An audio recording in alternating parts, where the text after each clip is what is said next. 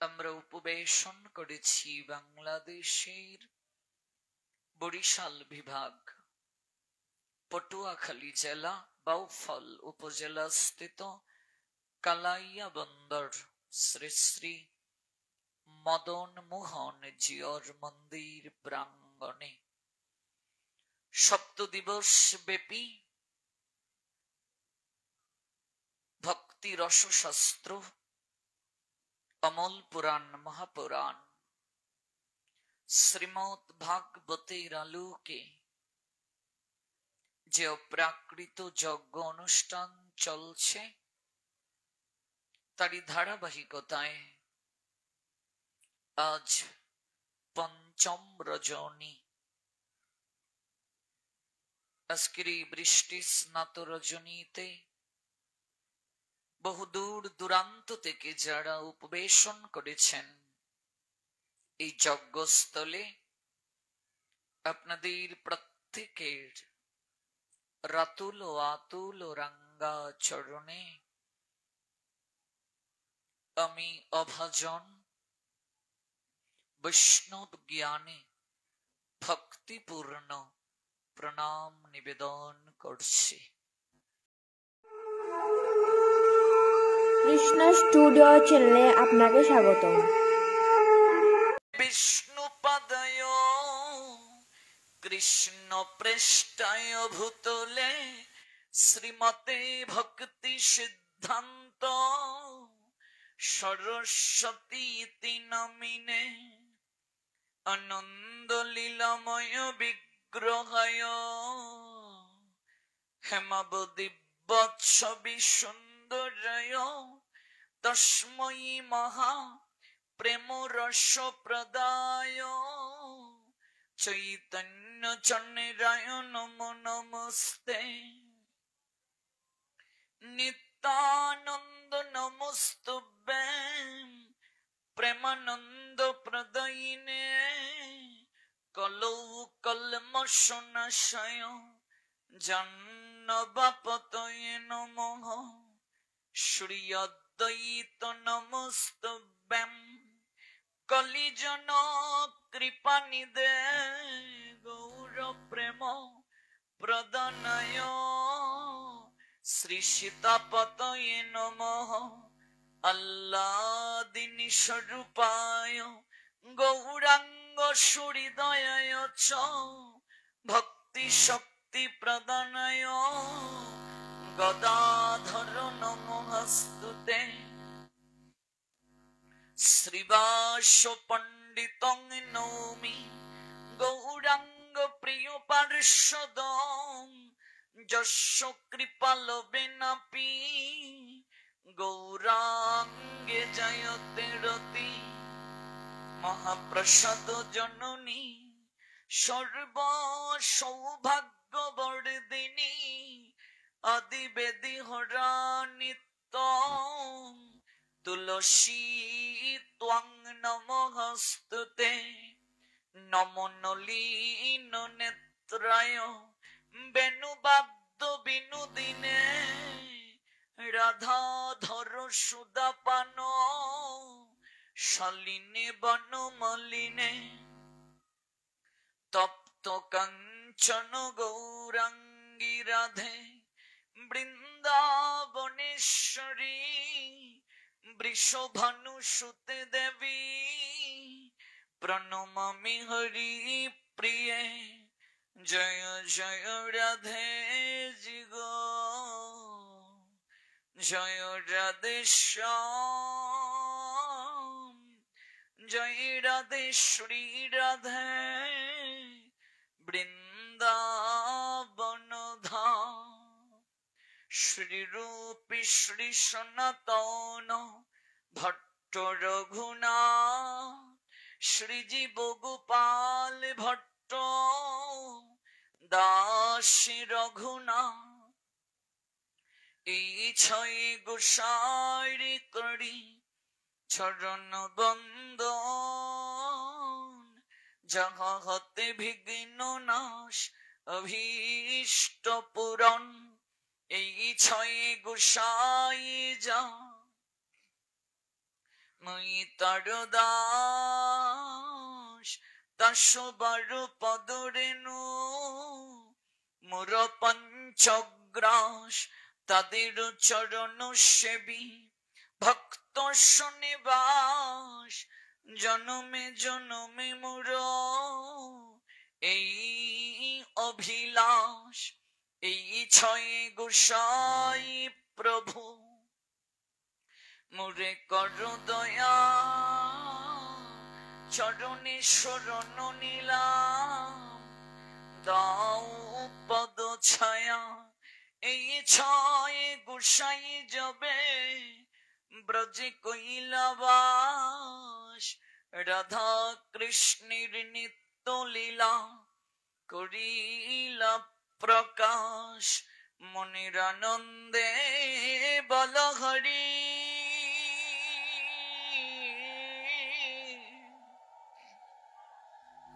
ভজ বৃন্দাবন।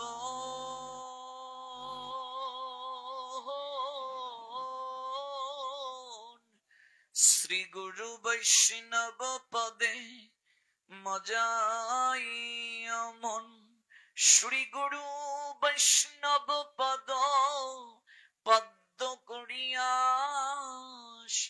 নাম সংকীর্তন কহে শ্রী নরোত্তম দাস। জয় শ্রী কৃষ্ণ চৈতন্য প্রভু নিত্যানন্দ, শ্রী অদ্বৈত গদাধর শ্রীবাসাদি, শ্রী গৌর ভক্ত বৃন্দ। হরে কৃষ্ণ কৃষ্ণ কৃষ্ণ হরে হরে, হরে রাম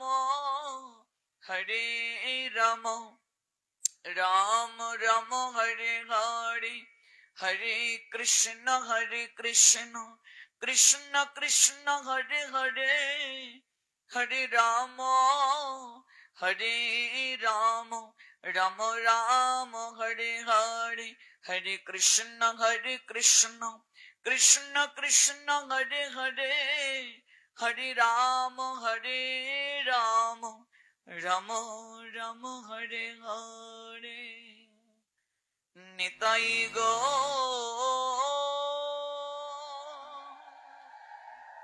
শীতানতে প্রীতি প্রেমানন্দে, হরি বল।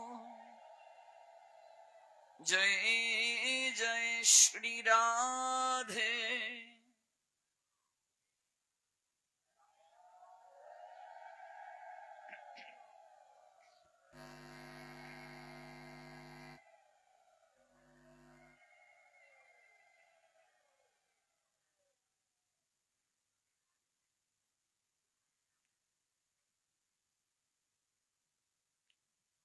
গৌর প্রেম রসার নবে, সে তরঙ্গে যেবা ডুবে, সে রাধা মাধব অন্তরঙ্গ। কলিযুগ পাবনবতারী পরম প্রেমময় প্রেম পুরুষোত্তম পরমেশ্বর ভগবান শ্রীকৃষ্ণ চৈতন্য মহাপ্রভু, যিনি অবতার শিরোমণি, পতিত কাঙ্গালের একমাত্র ত্রাণকর্তা, তারই অহৈতুকী কৃপা স্নাত হয়ে আমরা উপবেশন করেছি বাংলাদেশের বরিশাল বিভাগ, পটুয়াখালী জেলা, বাউফল উপজেলা স্থিত কালাইয়া বন্দর শ্রী শ্রী মদন মোহন জিয়র মন্দির প্রাঙ্গণে সপ্তদিবস ব্যাপী ভক্তি রসশাস্ত্র অমল পুরাণ মহাপুরাণ শ্রীমদ ভাগবতের আলোকে যে অপ্রাকৃত যজ্ঞ অনুষ্ঠান চলছে তারই ধারাবাহিকতায় আজ পঞ্চম রজনী। আজকের এই বৃষ্টি স্নাত রজনীতে বহুদূর দূরান্ত থেকে যারা উপবেশন করেছেন এই যজ্ঞস্থলে, আপনাদের প্রত্যেকের রাতুল ও আতুল ও রাঙ্গা চরণে আমি অভাজন বৈষ্ণব জ্ঞানে ভক্তিপূর্ণ প্রণাম নিবেদন করছি। এই অভাজনের প্রণতি স্বীকার পূর্বক আশীষ বর্ষণ করুন আপনারা।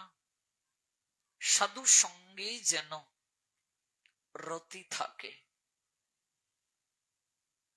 কৃতজ্ঞতা নিবেদন করছি আয়োজনকারী ভক্তবৃন্দের প্রতি।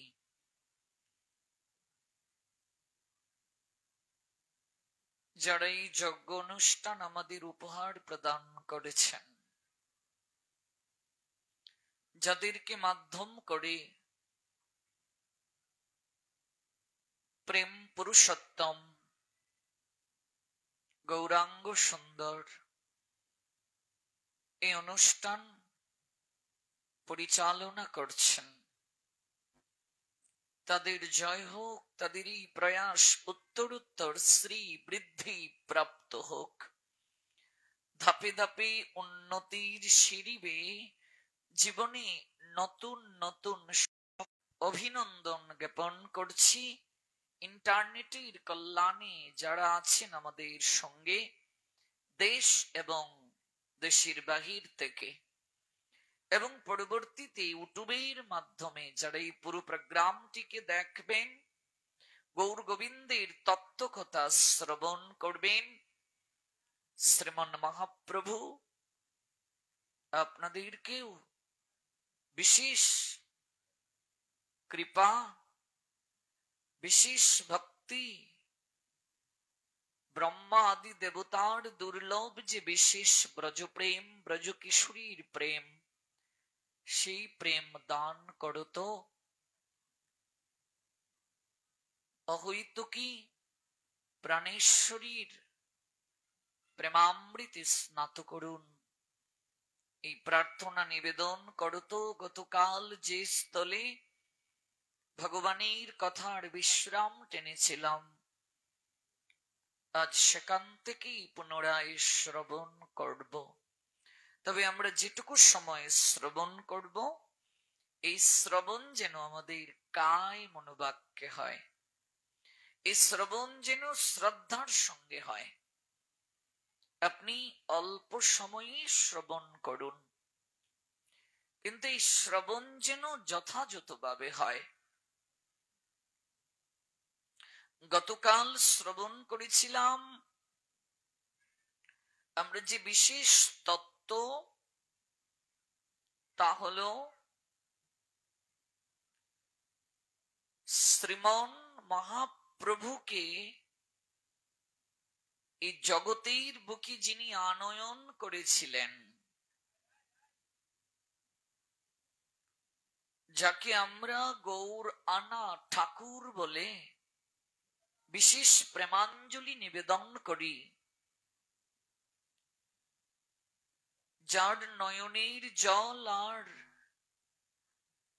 করুণ আর্তনাদে গোলকের গোলকপতিকে ভুলুকে অবতরণ করতে হলো। মহাবিষ্ণু এবং সদাশিবের মিলিত তনু শ্রী অদ্বৈত আচার্য প্রভুর আবির্ভাব স্থান হচ্ছে শ্রীহট্টে। তৎকালীন লাউর পরগনা নবগ্রাম, বর্তমান সিলেট বিভাগ, সুনামগঞ্জ জেলা, তাহিরপুর উপজেলা, নবগ্রাম। নবগ্রামটি নদী গর্ভে বিলীন হয়ে গেছে। রেণুকা নদীতে বিলীন হয়েছে। নবগ্রামের কোনো অস্তিত্ব নেই। এখন অদ্বৈত আচার্য প্রভুর শ্রীপাঠ যেখানে আছে সেটি হলো রাজার গাঁও, কাছেই, পাশাপাশি। এবং গতকাল বলেছিলাম শ্রীহট্ট হচ্ছে গুপ্ত বৃন্দাবন। এটিকে বলা হয়, পূর্ববঙ্গকে বলা হয় গৌড় দেশ। গৌড় দেশের মাঝে গুপ্ত বৃন্দাবন হলো শ্রীহট্ট। শ্রীহট্ট, শ্রী শব্দের অনেক অর্থ রয়েছে। শ্রী শব্দের পূর্বতন আচার্যগণের সিদ্ধান্ত অনুযায়ী প্রথম যে অর্থ তা হলো চির সুন্দর। শ্রী শব্দের প্রথম যে অর্থ তা হলো চির সুন্দর। এই জগতে যত সৌন্দর্য আছে নষ্ট হবে কিনা মা? এক সময় নষ্ট হয়ে যাবে কিনা? নষ্ট হয়ে যাবে।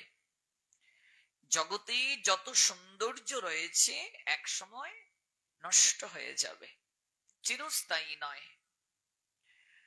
এই জন্যই ভগবান বলছেন দেহিন অস্মিন ইয়াতা দেহে কৌমারম যৌবনম জরা তথা দেহান্তরু প্রাপ্তি ধীরস্তত্র নমুজ্জতি।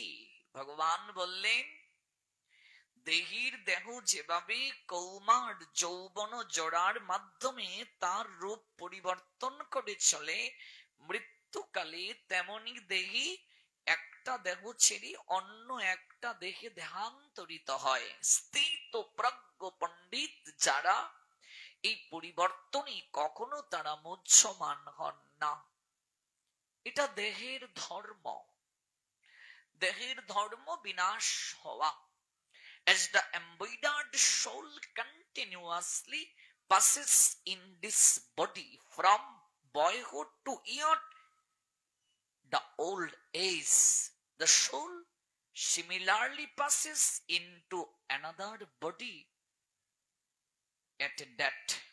A sober person is not bewildered by such change, said Almighty Creator Krishna Srimad Bhagavad Gita 2 chapter Shankha Yug 13 verse.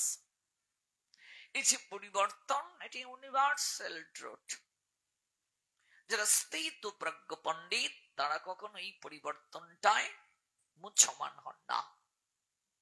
এটা প্রকৃতির বিধান। দেহ নষ্ট হয়ে যাবে, এটি অনিত্য। সংসার অনিত্য। এই সংসারে আমরা যে সম্পর্কে একে অপরের সঙ্গে আবদ্ধ আছি এটিও অনিত্য। অনিত্য শব্দের অর্থ কি? যার কোনো স্থায়িত্ব নেই, যা বিনাশ হয়ে যায়, তাই হলো অনিত্য। এই সম্পর্কটা কেমন? নাট্যমঞ্চে অভিনয়ের ন্যায়। নাটকের মঞ্চে আপনি রাজার অভিনয় করলেন, মঞ্চে যখন আপনি রাজবেশে অভিনয় করছেন সবাই আপনার আনুগত্য স্বীকার করছে, আপনাকে প্রণাম দিচ্ছে, আপনাকে মহারাজ বলে সম্বোধন করছে, আপনার প্রত্যেকটা আদেশকে গ্রহণ করছে। আপনি মঞ্চ থেকে যখন নেমে যাবেন তখন কি সেই আদেশ কেউ পালন করবে? আপনার পরিচয়টা কি মহারাজ থাকবে? নাট্যমঞ্চে কোন একটা মেয়ে, আপনার স্ত্রী, সে আপনায় জড়িয়ে ধরলো, আপনার সঙ্গে শয়ন করলো, আপনাকে জড়িয়ে ধরে কেঁদে কেঁদে বলল তুমি ছাড়া আমি পলক পড়তে যতটা সময় লাগে ততটা সময়ও কল্পনা করতে পারি না। নাচলো, গাইলো, কত কথা বলল। মঞ্চ থেকে নামার পর সেই মেয়েটিকে যদি আপনি বলেন তুমি তো আমার স্ত্রী, আমার গৃহে চলো, শয়ন কক্ষে চলো, সমাজ মানবে? সমাজ কি এই কথাটার গ্রহণযোগ্যতা দেবে? বলবে ওরে মূর্খ, এটা তো নাটক ছিল রে। কেন? ও তো আমার স্ত্রী, আমায় জড়িয়ে ধরলো, কাঁদলো, আমায় জড়িয়ে ধরে শয়ন করলো আমার সঙ্গে, তাহলে আমার স্ত্রী আমার ঘরে যাবে না? বলছে এটা তো অভিনয় ছিল, অভিনয় তো বাস্তব নয়। সংসারটাও নাটকের মঞ্চ। আপনি যাকে স্ত্রী বলে গ্রহণ করছেন, শয়ন করছে আপনার সঙ্গে, সুখ দুঃখের আলাপন করছে, এটা কেবল নাট্যমঞ্চে অভিনয় সাপেক্ষে যে পরিচয়, যে সম্পর্ক, এই সম্পর্কটাও তেমন। মঞ্চে যেমন দুটো পথ থাকে, একটা প্রবেশ আর একটা প্রস্থান, এই জগৎ নাট্য মঞ্চে প্রবেশ হলো জন্ম, প্রস্থান হলো মৃত্যু। যেদিন প্রস্থান হবে, সংলাপ যেদিন আর এই বদন দ্বারা স্ফুরিত হবে না, সেদিন ওই পরিচয়ের আর কোনো ভিত্তি থাকবে না, সঙ্গে যাবে না কেউ। মানুষ যত শীঘ্র এই তত্ত্বটাকে বুঝবে, তত শীঘ্রই তার দুঃখের অবসান হবে। যারা বুঝতে পেরেছে ওরা স্থিতপ্রজ্ঞ। এই জন্য ভগবান বলছেন, a sober person is not bewildered by such a change। এই যে পরিবর্তন হচ্ছে প্রতিনিয়ত, যারা স্থিতপ্রজ্ঞ তত্ত্বদ্রষ্টা, ওরা কখনো এই পরিবর্তনে ব্যথিত হন না, মুহ্যমান হন না। অমর কথা শিল্পী শরৎচন্দ্র চট্টোপাধ্যায়ের নাম নিশ্চয়ই আপনারা শুনেছেন। আমি বাংলা সাহিত্যের ছাত্র, বাংলা সাহিত্যে আমি অনার্স করেছি, মাস্টার্স করেছি বাংলা সাহিত্যের উপরে। সেই শরৎচন্দ্র চট্টোপাধ্যায় একটা ছোট গল্প লিখেছেন, 30 বছরের দাম্পত্য সংসার। এক দম্পতি 30 বছর সুখ দুঃখের কথা বলে জীবন পার করলেন, সন্তানাদি নেই। অমাবস্যার তমসায়াচ্ছন্ন রজনীতে স্বামী দেহ রাখলেন। স্ত্রী কান্নাকাটি করছে, ওগো তুমি আমায় ছেড়ে কোথায় গেলে? কি করে তোমায় ছাড়া থাকবো? পাড়া প্রতিবেশী এসে সান্ত্বনা দিচ্ছে, আর কত কাঁদবে, চোখের জল এবার মুছে ফেলো, লাশের তো সৎকার করা প্রয়োজন, লাশের পাশে একটু থাকো, আমরা কাষ্টের ব্যবস্থা করছি। তৎকালীন সময়ে বিদ্যুৎ ছিল না, ঘুটঘুটে অন্ধকার, লাশের পাশে থাকো। স্ত্রী চিৎকার করে ঘর থেকে বের হয়ে বলছে, আমি একা থাকতে পারবো না। অমর কথাশিল্পী একটা প্রশ্ন ছুড়ে দিলেন আমাদের দিকে। 30 বছর অন্ধকার রাতে নির্জনে যে স্বামীর সঙ্গে এই স্ত্রী শয়ন করেছে, কোনো ভয় করে না। আজকে এমন কি শক্তি ভেতর থেকে বের হয়ে যাওয়ার কারণে 30টা মিনিট অন্ধকার রাতে নির্জনে সেই স্বামীর সঙ্গে থাকতে পারছে না? আমরা এই সম্পর্ককে নিয়ে অহংকার করি, আমরা এই সম্পর্কটার জন্য প্রকৃত সম্পর্কের আধার যিনি, তাকে ভুলে যাই, তার জন্য সময় থাকে না আমাদের এই সম্পর্কটাকে কেন্দ্র করে। তাহলে এই দেহটার সঙ্গে আমাদের কোনো সম্পর্ক হতে পারে না। দেহ তো পড়েই আছে, তাহলে থাকতে পারছে না কেন? অন্ধকার নির্জনে কিছুটা সময় কেন থাকতে পারছে না? এই দেহটার সঙ্গেই তো 30 বছর ছিল, কিন্তু দেহটা যে পরিচালনা করেছিল সে আজ তাকে ছেড়ে চলে গেছে। এই জন্য আত্মীয় সবাই ভাই আত্মার সম্বন্ধে, আত্মীয়তা নাহি হয় মায়াময় গন্ধে। শরীরের সঙ্গে সম্পর্ক আমাদের নয়, শরীরটা প্রকৃতির প্রদত্ত একটা খাঁচা, পোশাক, আবরণ। মানুষ পুরাতন কাপড়কে ত্যাগ করে নতুন আরেকটা কাপড়কে পরিধান করে। ওই শরীরটাকে যে পরিচালনা করছে আত্মা, সেও জীর্ণ শরীরটাকে ত্যাগ করে নতুন আরেকটা শরীরে সে গমন করে। শ্লোক আছে শ্রীমদ্ ভগবত গীতায় 2য় অধ্যায় সাংখ্য যুগে 22 নং শ্লোক। বাসাংসি জীর্ণানি ইয়াতা বিহায় নবানি গৃহন্নাতি নর পুরাণী তথা শরীরানি বিহায় জীর্ণানি অন্যানি সংয়াতি নবানি দেহি। As a person puts new garments, giving up old ones, the soul similarly accepts new material bodies, giving up to old and useless ones, said Almighty Creator Krishna, Srimad Bhagavad Gita 2 chapter Shankha Yug, verse 22. My dear and please listen at what I say. As a person puts on new garments, giving up old ones, the soul similarly accepts new material bodies, giving up the old and useless ones. মানুষ যেমন জীর্ণ বস্ত্রকে পরিত্যাগ করে নতুন আরেকটা বস্ত্র পরিধান করে, আত্মাও তেমনি জীর্ণ একটা শরীরকে ত্যাগ করে নতুন আরেকটা শরীরে গমন করে। এই যে পরিবর্তন, যারা স্থিত প্রজ্ঞ পণ্ডিত, যারা বুদ্ধিমান, ওরা এটা উপলব্ধি করে, ওরা ব্যথিত হয় না।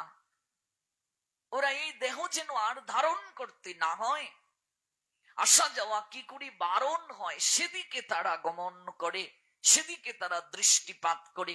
তারা জানে the soul can never be cut to pieces by any weapons. তারা জানে নৈনাং ছিন্দন্তি শস্ত্রাণি, তারা জানে আত্মাকে অস্ত্রের দ্বারা কাটা যায় না। নৈনাং দহতি পাবক, তাকে কখনো, পাবক শব্দের অর্থ আগুন, আগুন দ্বারা কখনো তাকে পুরানো যায় না। any weapons not burned by fire, তারা জানে এটিকে জল দ্বারা কখনো ভেজানো যায় না, nor moistened by water, এটিকে কখনো বাতাস দ্বারা শুকানো যায় না, nor withered by the wind, এটিকে বাতাস দ্বারা শুকানো যায় না।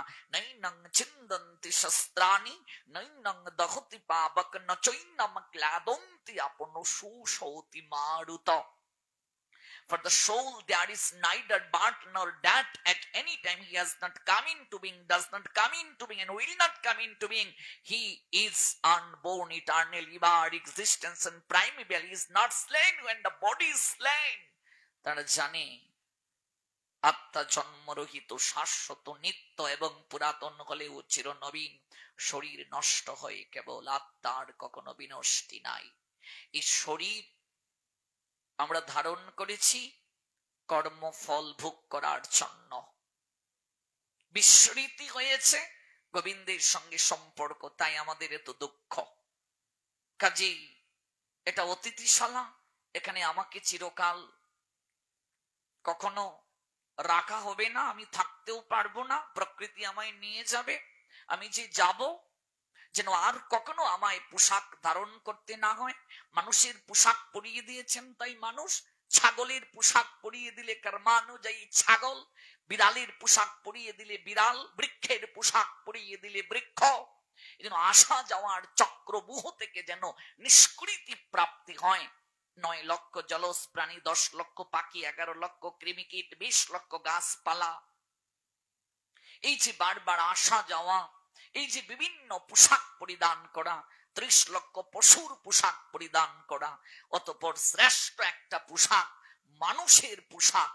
এই পোশাক পরিধান করেই এই সত্তাটাকে ধারণ করলেই যথাযথভাবে গোবিন্দ আরাধনা করার সুযোগ থাকে। যারা তত্ত্বদ্রষ্টা ওরা এটি বুঝতে পেরেছে। এই জন্যই যারা তত্ত্বদ্রষ্টা তারা শুধু নিজেরা বুঝেই ক্ষান্ত হন না, তারা আজকে এঘর কাল অঘর ঘুরে বেড়ান জগতের সবার মাঝে এই গভীরতম তত্ত্বটাকে জানিয়ে দেওয়ার জন্য। মহন্তের স্বভাব হয় তারিতেই পামর, নিষ্কার্য নাই তবু যায় পরের ঘর। আজকে এ ঘর থেকে কালো ঘরে তারা এই এই আলোকবর্তিকা হাতে নিয়ে যাচ্ছেন তারা এই বিশেষ তত্ত্বকে আমাদের জানিয়ে দেওয়ার জন্য। এই বিশেষ তত্ত্ব জানার জন্যই আমরা ছুটে এসেছি এই যজ্ঞস্থানে। এই ভক্তি রসশাস্ত্র আস্বাদন করার জন্য আমরা ছুটে এসেছি। আর ধারাবাহিকতায় আমরা শ্রবণ করছি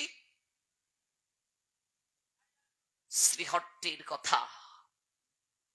শ্রী শব্দের অর্থ চির সুন্দর, যে সৌন্দর্যের কোনো বিনষ্টি হয় না।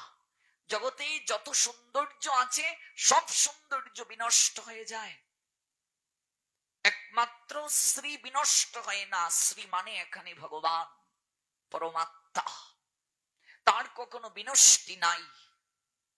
শ্রী মানে রাধারানী, রাধারানীর একটি নাম হলো শ্রীজি, রাধারানীর একটা নাম হলো শ্রীমতী। দেখবে আগেরকার সময়ে যখন আমরা পরিচয় দিতাম, তোমার নাম কি গো মা, তখন আমরা বলতাম শ্রীযুক্তা কিংবা শ্রীমতী, এটি বলে তারপর আমরা আমাদের নাম বলতাম মায়েদের ক্ষেত্রে। আর ছেলেদের ক্ষেত্রে কিংবা বাবাজিদের ক্ষেত্রে আমরা বলতাম শ্রীমান কিংবা শ্রীযুক্ত কিংবা শ্রী। আজকাল এগুলো আমরা কেউ লিখি না। এখন প্রশ্ন আসতে পারে আগেই কেন বা লিখতাম আর এখন কেনই বা লিখছি না? তার কারণ হলো আমরা কেউ জানার চেষ্টা করি না। সনাতনী হিন্দুদের মাঝে প্রায় ৮০% সনাতনী হিন্দু ধর্ম পালন করছে, দেখা দেখি বাপ দাদা করে এসেছে তাই করছে। যার কারণে অগণিত সনাতনী হিন্দুর ছেলে মেয়ে আজ ধর্মান্তরিত হচ্ছে, লাভ জিয়াদের করুণ ফাঁদে পড়ে। কারণ তারা তত্ত্ব জানে না, দেখা দেখি ধর্ম পালন করছে। আমরা ধর্ম মানে বুঝি বৃহস্পতিবারে একটু লক্ষ্মীর ঘট পরিবর্তন করব। আমরা ধর্ম মানে বুঝি সন্ধ্যাবেলা একটু সেজুতি দেব, অর্থাৎ সন্ধ্যার বাতি। সকালবেলা আমরা একটু সেজুতি দেব, দুপুর বেলা অনেকের ঘরে দেয়া হয় না, যদিও ৩ বেলায় আরতি করার কথা শাস্ত্র বলছেন। অধিকাংশ গড় প্রায় ৯৯.৫টা গড়ি দুপুর বেলা হয় না আরতি, আর সকালবেলাও আরতি প্রায় ৮০ ঘড়ি হয় না। কুম্ভকর্ণের মতো আমরা নাক ডেকে ঘুমাই। যে গৃহে মঙ্গল আরতি হয় না সেই গৃহের কোনোদিন মঙ্গল হতে পারে না, প্রশ্নই ওঠে না। ভোরবেলা যে গৃহে শঙ্খ বাজে না, ঘন্টা বাজে না, উলুধ্বনি হয় না, সন্ধ্যাবেলায় যে গৃহে ঘন্টা বাজে না, শঙ্খ বাজে না, উলুধ্বনি হয় না, অপ আত্মাগুলো সেই গৃহে এসে আশ্রয় গ্রহণ করে। বুঝলে? অপ আত্মাগুলো সেই গৃহে আশ্রয় গ্রহণ করে। সিদ্ধ জগন্নাথ দাস বাবাজি মহারাজ বলেছিলেন, মহাকাল দুবার আসেন মানুষের প্রাণকে হরণ করার জন্য, দুবার আসেন প্রাণ হরণ করার জন্য মহাকাল। কোন সময়? ব্রাহ্ম মুহূর্ত থেকে সূর্য উদয় পর্যন্ত যারা শয়নে থাকে তাদের আয়ু মহাকাল হরণ করেন। অর্থাৎ যদি আপনার পরমায়ু ভগবান একটা নির্ধারিত সংখ্যা দিয়ে থাকেন, আপনি এই সময়টাতে শয়ন করছেন, ভোরের বাতাস লাগাচ্ছেন না, আপনি ভগবানের ডিউটি পালন করছেন না, আপনার আয়ু কমতে থাকবে। আগেরকার মানুষ দেখবে ভোরবেলা উঠতেন, খুব ভোরবেলা উঠতেন, আর একেবারে দীর্ঘ রাত তারা জেগে থাকতেন না, সন্ধ্যার দিকে শুয়ে পড়তেন, ভোরবেলা উঠতেন। এটার সঙ্গে বিজ্ঞান যেমন আমাদের শরীরের উপকারের কথা বলছেন, তেমনি ভাবে আধ্যাত্মিকও এটার রহস্য আছে। এখনকার আমাদের বয়সী ছেলে মেয়েরা, আমরা তো বিছানায় শয়ন করলেও ২-৩ ঘন্টা একটু মোবাইল ব্যবহার না করলে আমাদের ঘুম আসবে না। ঘুমাতে ঘুমাতে আমাদের ৩টা, উঠতে উঠতে ১১টা। এই সময় মহাকাল আসেন আয়ু হরণ করার জন্য। দ্বিতীয় যখন মহাকাল বের হন, দ্বিতীয় সময়টা হলো গোধূলি থেকে রাত 9টা পর্যন্ত। যারা ঘুমিয়ে থাকে এই সময়টায় তাদের আয়ু হরণ হয়। গোধূলি থেকে, গোধূলি কাকে বলে? গু মানে গরু, ধুলি গরুর খুরের হয় যে সময়টায় দিন রাতের সন্ধিক্ষণ, এটিকে বলে গোধূলি। এই গোধূলির পরই হলো ত্রিসন্ধ্যা। এই সময়টা আসুরিক সময়। এই সময়ে যদি কেউ শয়ন করে তার আয়ু কমবে, নেতিবাচক শক্তি তার মাঝে প্রবেশ করবে, আসুরিক গুণ তার মাঝে প্রবেশ করবে। এই সময়ে শয়ন করতে নেই, আত্মীয় স্বজনকে এই সময়ে গৃহ থেকে বিদায় দিতে নেই, গৃহের ময়লা বাহিরে ফেলতে নেই, এই সময়টাতে চুল ছেড়ে আশেপাশে ঘোরাঘুরি করতে নেই। গর্ভবতী মায়েরা এই সময়টাতে কখনো ঘরের বাইরে যাবেন না। এই সময়টা যখন আমরা ধূপ দ্বীপ দেই, সন্ধ্যাবাতি দেই, বুঝলে তো সময়টা কখন? এই সময়টাতেই সন্তান ধারণ করেছিল হিরণ্যকশিপু হিরণ্যাক্ষের মা, বুঝলে? কশ্যপ মুনিকে জোর করে নিয়ে গিয়েছিল শয়ন কক্ষে। তার দুই স্ত্রী, একজন দিতি একজন অদিতি, একজন থেকে দেবতার জন্ম, আরেকজন থেকে অসুরদের জন্ম। এই সময়টাতে সন্তান ধারণ যারা করে অসুর ভাব সম্পন্ন তাদের সন্তান হবে। ভোরবেলা যারা সন্তান ধারণ করে সহবাস করে অসুর ভাব সম্পন্ন সন্তান হবে। রাবণ আর কুম্ভকর্ণের মা এই সময়টাতে সন্তান নিয়েছিলেন। কংসের মা এই সময়টাতে সন্তান নিয়েছিলেন। সন্ধ্যা সময়টাতে সন্তান নেয়ার উৎকৃষ্ট সময় কখন? জিজ্ঞেস করুন সনাতনী হিন্দুদেরকে, 99টা হিন্দুর ছেলে বলতে পারবে না, মেয়ে বলতে পারবে না। আজকাল এই কথাগুলো পাঠেও আলোচনা হয় না। যদি আলোচনা না হয় তাহলে কি করে জানবো? আসল আলোচনাটাই তো হবে সংসারী মানুষের আলোচনা। সংসারটা থেকেই তো ব্রহ্মচারী সৃষ্টি হয়, সংসার থেকেই তো সন্ন্যাসীর সৃষ্টি হয়, সংসার থেকেই অসুরের সৃষ্টি হয়, সংসার থেকেই দেবতার সৃষ্টি হয়। সৃষ্টি রক্ষাটা তো সংসার থেকে। তো সংসার কি করে করব যদি এই তত্ত্ব না জানি? তাহলে তো আমার হবে না। আজকাল চারিদিকে এত কাপড় টানা সন্তানের বৃদ্ধি পাচ্ছে কেন? চারিদিকে যত সন্তান কাপড় টানছে দুর্যোধন দুঃশাসনের মতো, চারিদিকে চরিত্র ভ্রষ্ট আমরা ছেলে মেয়েদের আধিক্য পরিলক্ষিত হচ্ছে। কারণ কি? পিতামাতার গায়ে হাত তুলছে, গুরু বৈষ্ণবী মতি নাই, ধর্মে মতি নাই। এর পিছনে কেবল সন্তান দায়ী নয়, এর পিছনে সর্বপ্রথম দায়ী বাবা মা। মনে রাখবে, সর্বপ্রথম দায়ী মা বাবা। আজকে আমার সন্তান অসুর, আমার সন্তান চরিত্রহীন, আমার সন্তানের প্রীতি নাই, ভক্তি নাই, শ্রদ্ধা নাই, 80 ভাগ দায়ী আমি মা বাবা। বাকি 20 ভাগ সঙ্গ সংস্কার। 4টা জিনিস প্রয়োজন। শাস্ত্রীয় নিয়মে বিবাহ। আজকাল বিবাহটা তো আর শাস্ত্রীয় নিয়মে হচ্ছে না, অধিকাংশ বিবাহই আজ শাস্ত্রীয় নিয়মে হচ্ছে না। বিবাহটা হলো যজ্ঞ। প্রথম কার্যটাই হচ্ছে শাস্ত্রীয় নিয়মে বিবাহ, বৈদিক বিবাহ।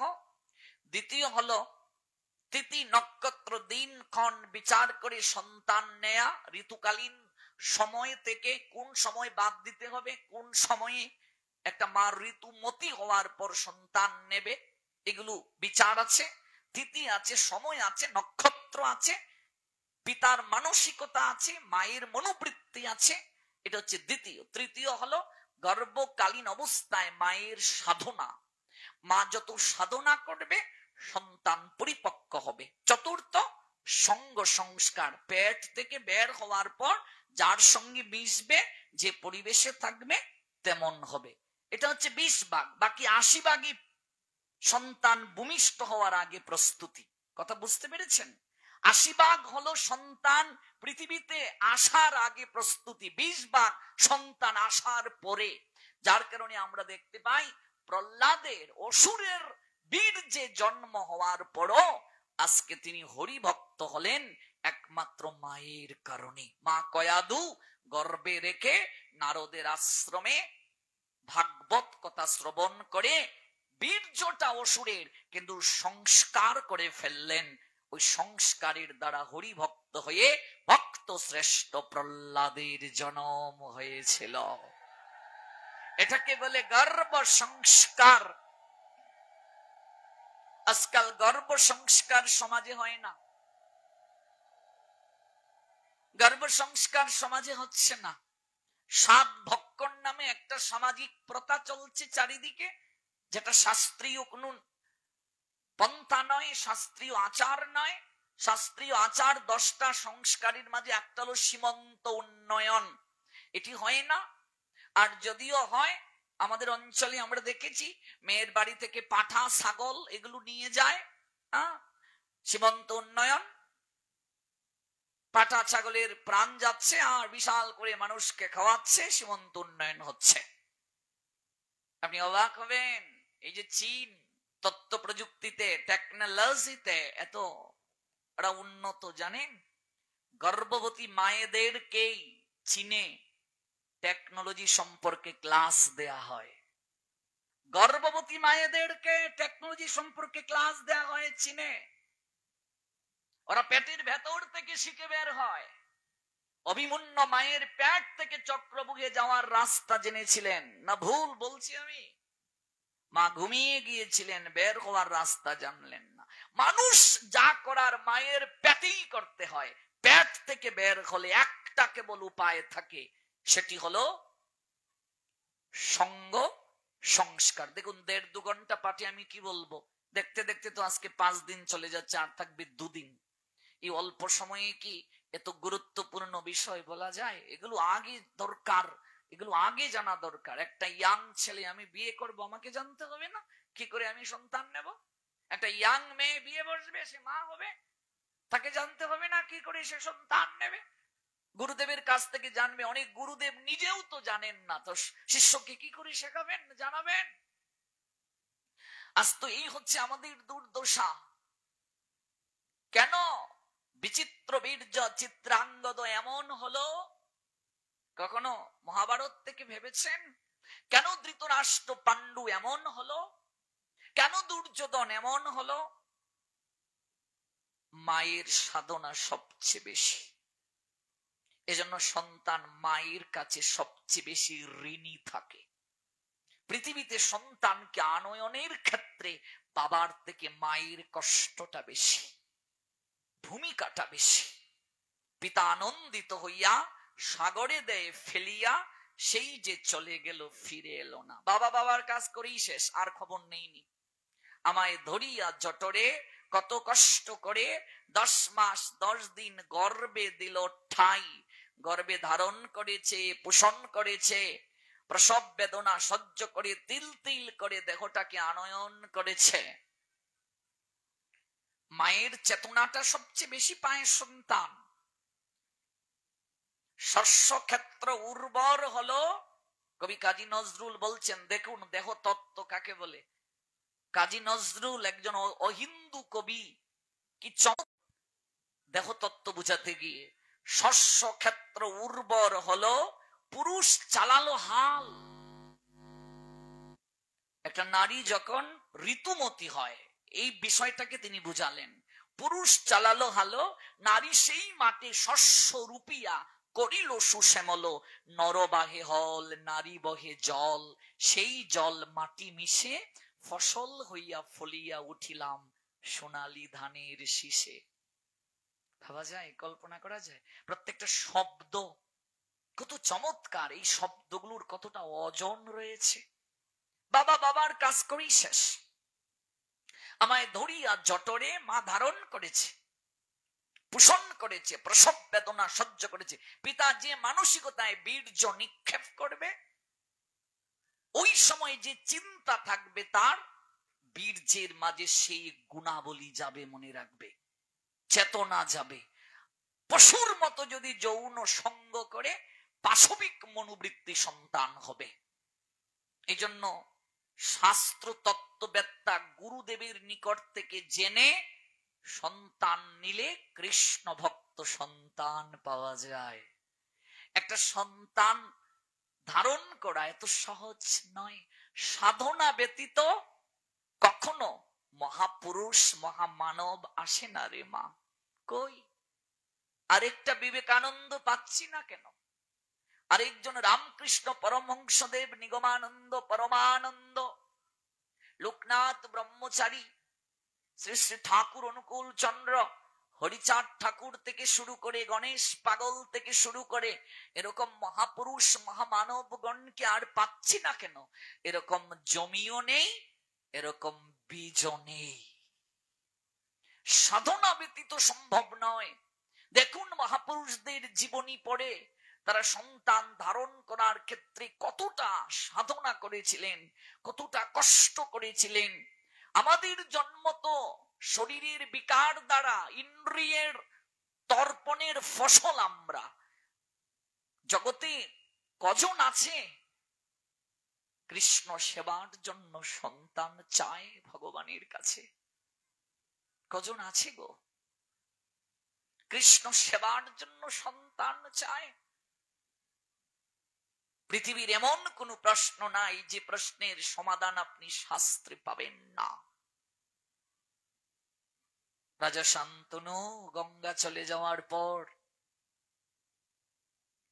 আজ তিনি দেবরের কন্যা মৎস্যগন্ধার রূপে লালায়িত হয়ে গেলেন। শর্ত দেয়া হলো, যদি আমায় বিয়ে করতে হয়, আমার সন্তানই রাজা হবে। মহারাজ, আপনি যদি আমার এই শর্ত পূরণ করতে পারেন তাহলে আপনি আমাকে পাবেন। শর্ত দিয়ে কি কখনো ভালোবাসা হয়? যে ভালোবাসায় শর্ত থাকে বুঝবে সেটি ভালোবাসা নয়। রাজা শান্তনু বলছেন, না, আমি আমার প্রথম পক্ষের সন্তানকে বঞ্চিত করতে পারবো না। কিন্তু মৎস্যগন্ধাকে তিনি ভুলতে পারছেন না। মৎস্যগন্ধা, যার নাম পরবর্তীতে হলো পদ্মগন্ধা, পরাশরীর কৃপায় ওই পদ্মগন্ধাই পরবর্তীতে সত্যবতী হয়েছিলেন। ব্যাসদেবকে জগতে আনয়ন করে তিনি সত্যবতী তথা মৎস্যগন্ধাকে ভুলতে পারছেন না। দেবব্রত এই বিষয়টি অবগত হয়ে তিনি ছুটে গেলেন। মা মা বলে ডাকছেন, আমি তোমায় নিতে এসেছি, তুমি যাবে। আমি আবারও বলছি, মহাভারতের সঙ্গে একটু যুগসূত্র থাকা দরকার। আজকালকার বাবা যারা চাকুরি থেকে অবসর হয়েছেন, অধিকাংশ বাবারা যাদের উদ্দেশ্য করে আমি বলেছি, আপনারা একটু মহাভারত পড়ুন, একটু রামায়ণ পড়ুন। খুব প্রয়োজন, সন্তানকে এই শিক্ষাটা দিন। আমাকে গর্বে রেখে আমার মা রামায়ণ পড়তেন, মহাভারত পড়তেন। ছোটবেলা আমি রামায়ণ বলতে পারতাম না, পড়েই গ্রন্থ, মায়ের মুখে গল্প শোনা। রামায়ণের গল্প শুনিয়ে শুনিয়ে চুলে বিলি কেটে কেটে ঘুম পাড়াতেন। আজকালকার মা বাবা সন্তানকে মোটু পাটলু দেখিয়ে দেখিয়ে ঘুম পাড়ায়, নাট বল্টু দেখিয়ে দেখিয়ে খাওয়ায়, কার্টুন দেখিয়ে দেখিয়ে ঘুম পাড়ায়। সেই সন্তানের নাট টাইট হবে না তো ডিল হবে। আর স্মার্ট মোবাইল দিয়ে কান্না থামায়। কাঁদছে সন্তান, না বাবা নেও, শোনা শোনা, নেও নেও নেও। মানসিক বিকাশটা হবে কোথা থেকে? কোথা থেকে হবে? সাধনা ছাড়া হয়? মহাভারত এমন এক গ্রন্থ, জীবন জিজ্ঞাসার এমন সমাধান আপনি কোথাও পাবেন না। আপনাদের আশিসে 10 লক্ষ টাকার গ্রন্থ আমি কালেক্ট করেছি। 10 লক্ষ টাকার গ্রন্থ। একটা মহাভারতে 1 লক্ষ শ্লোক রয়েছে। বাংলাদেশ থেকে যদি আপনি কিনতে চান একটা মহাভারত, 57,000 টাকা একটা মহাভারতের দাম। এত টাকা কোথায় কোথায় পাবো? আর পড়ার সময় কোথায়? আর পড়ার পর এই জ্ঞান দান করার পরিবেশ কোথায়? কে জানতে চায় তত্ত্ব?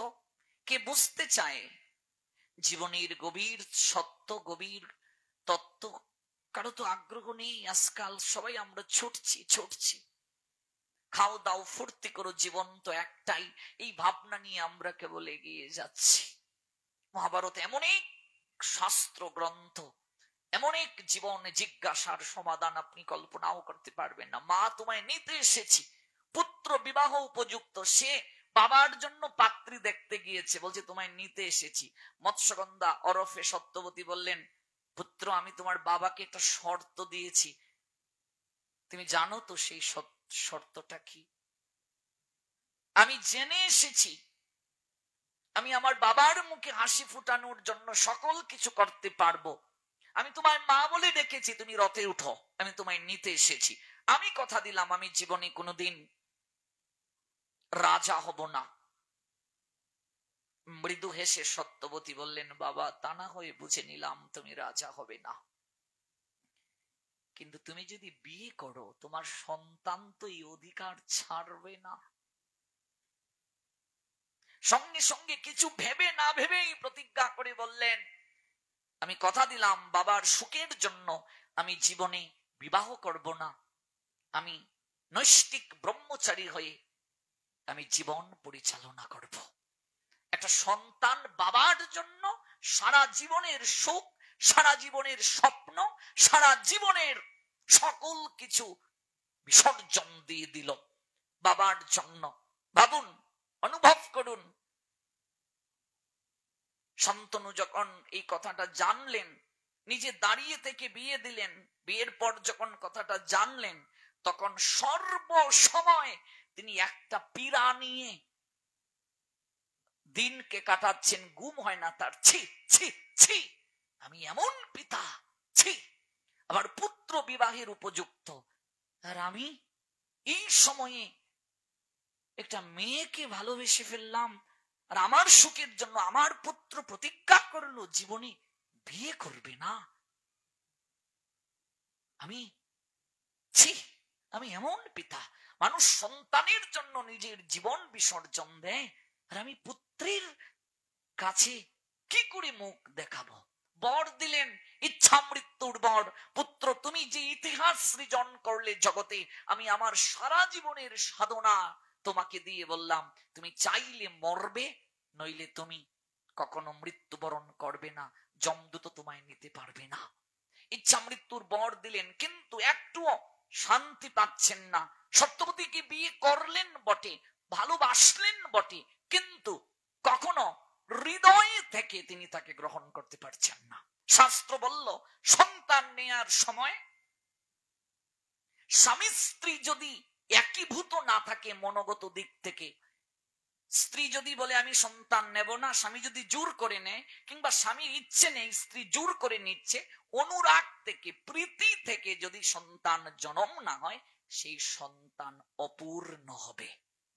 অপূর্ণ, সেই সন্তান পূর্ণ হবে না যদি দুজনের মাঝে কখনো প্রীতি না থাকে।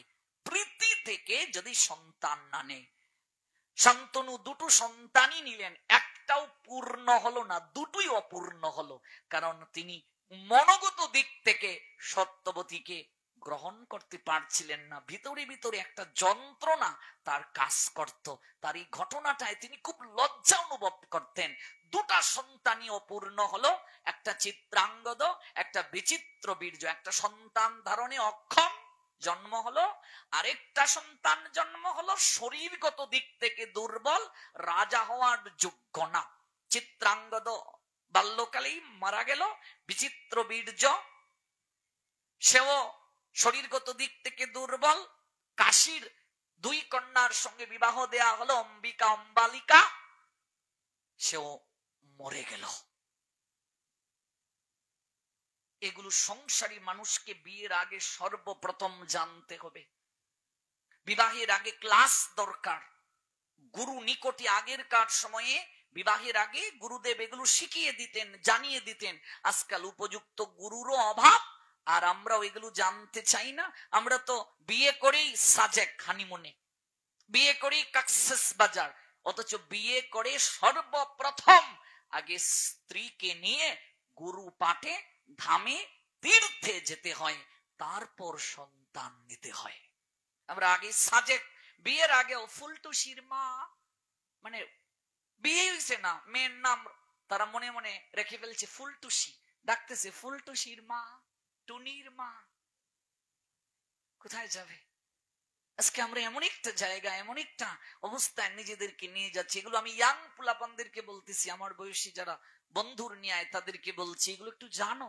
তুমি সনাতন ধর্মের অনুসারী, তুমি কোন ধর্মে জন্ম নিয়েছো, তোমাকে একটু জানতে হবে, এগুলো একটু বুঝতে হবে, এই দর্শনগুলোকে একটু অনুভব করতে হবে।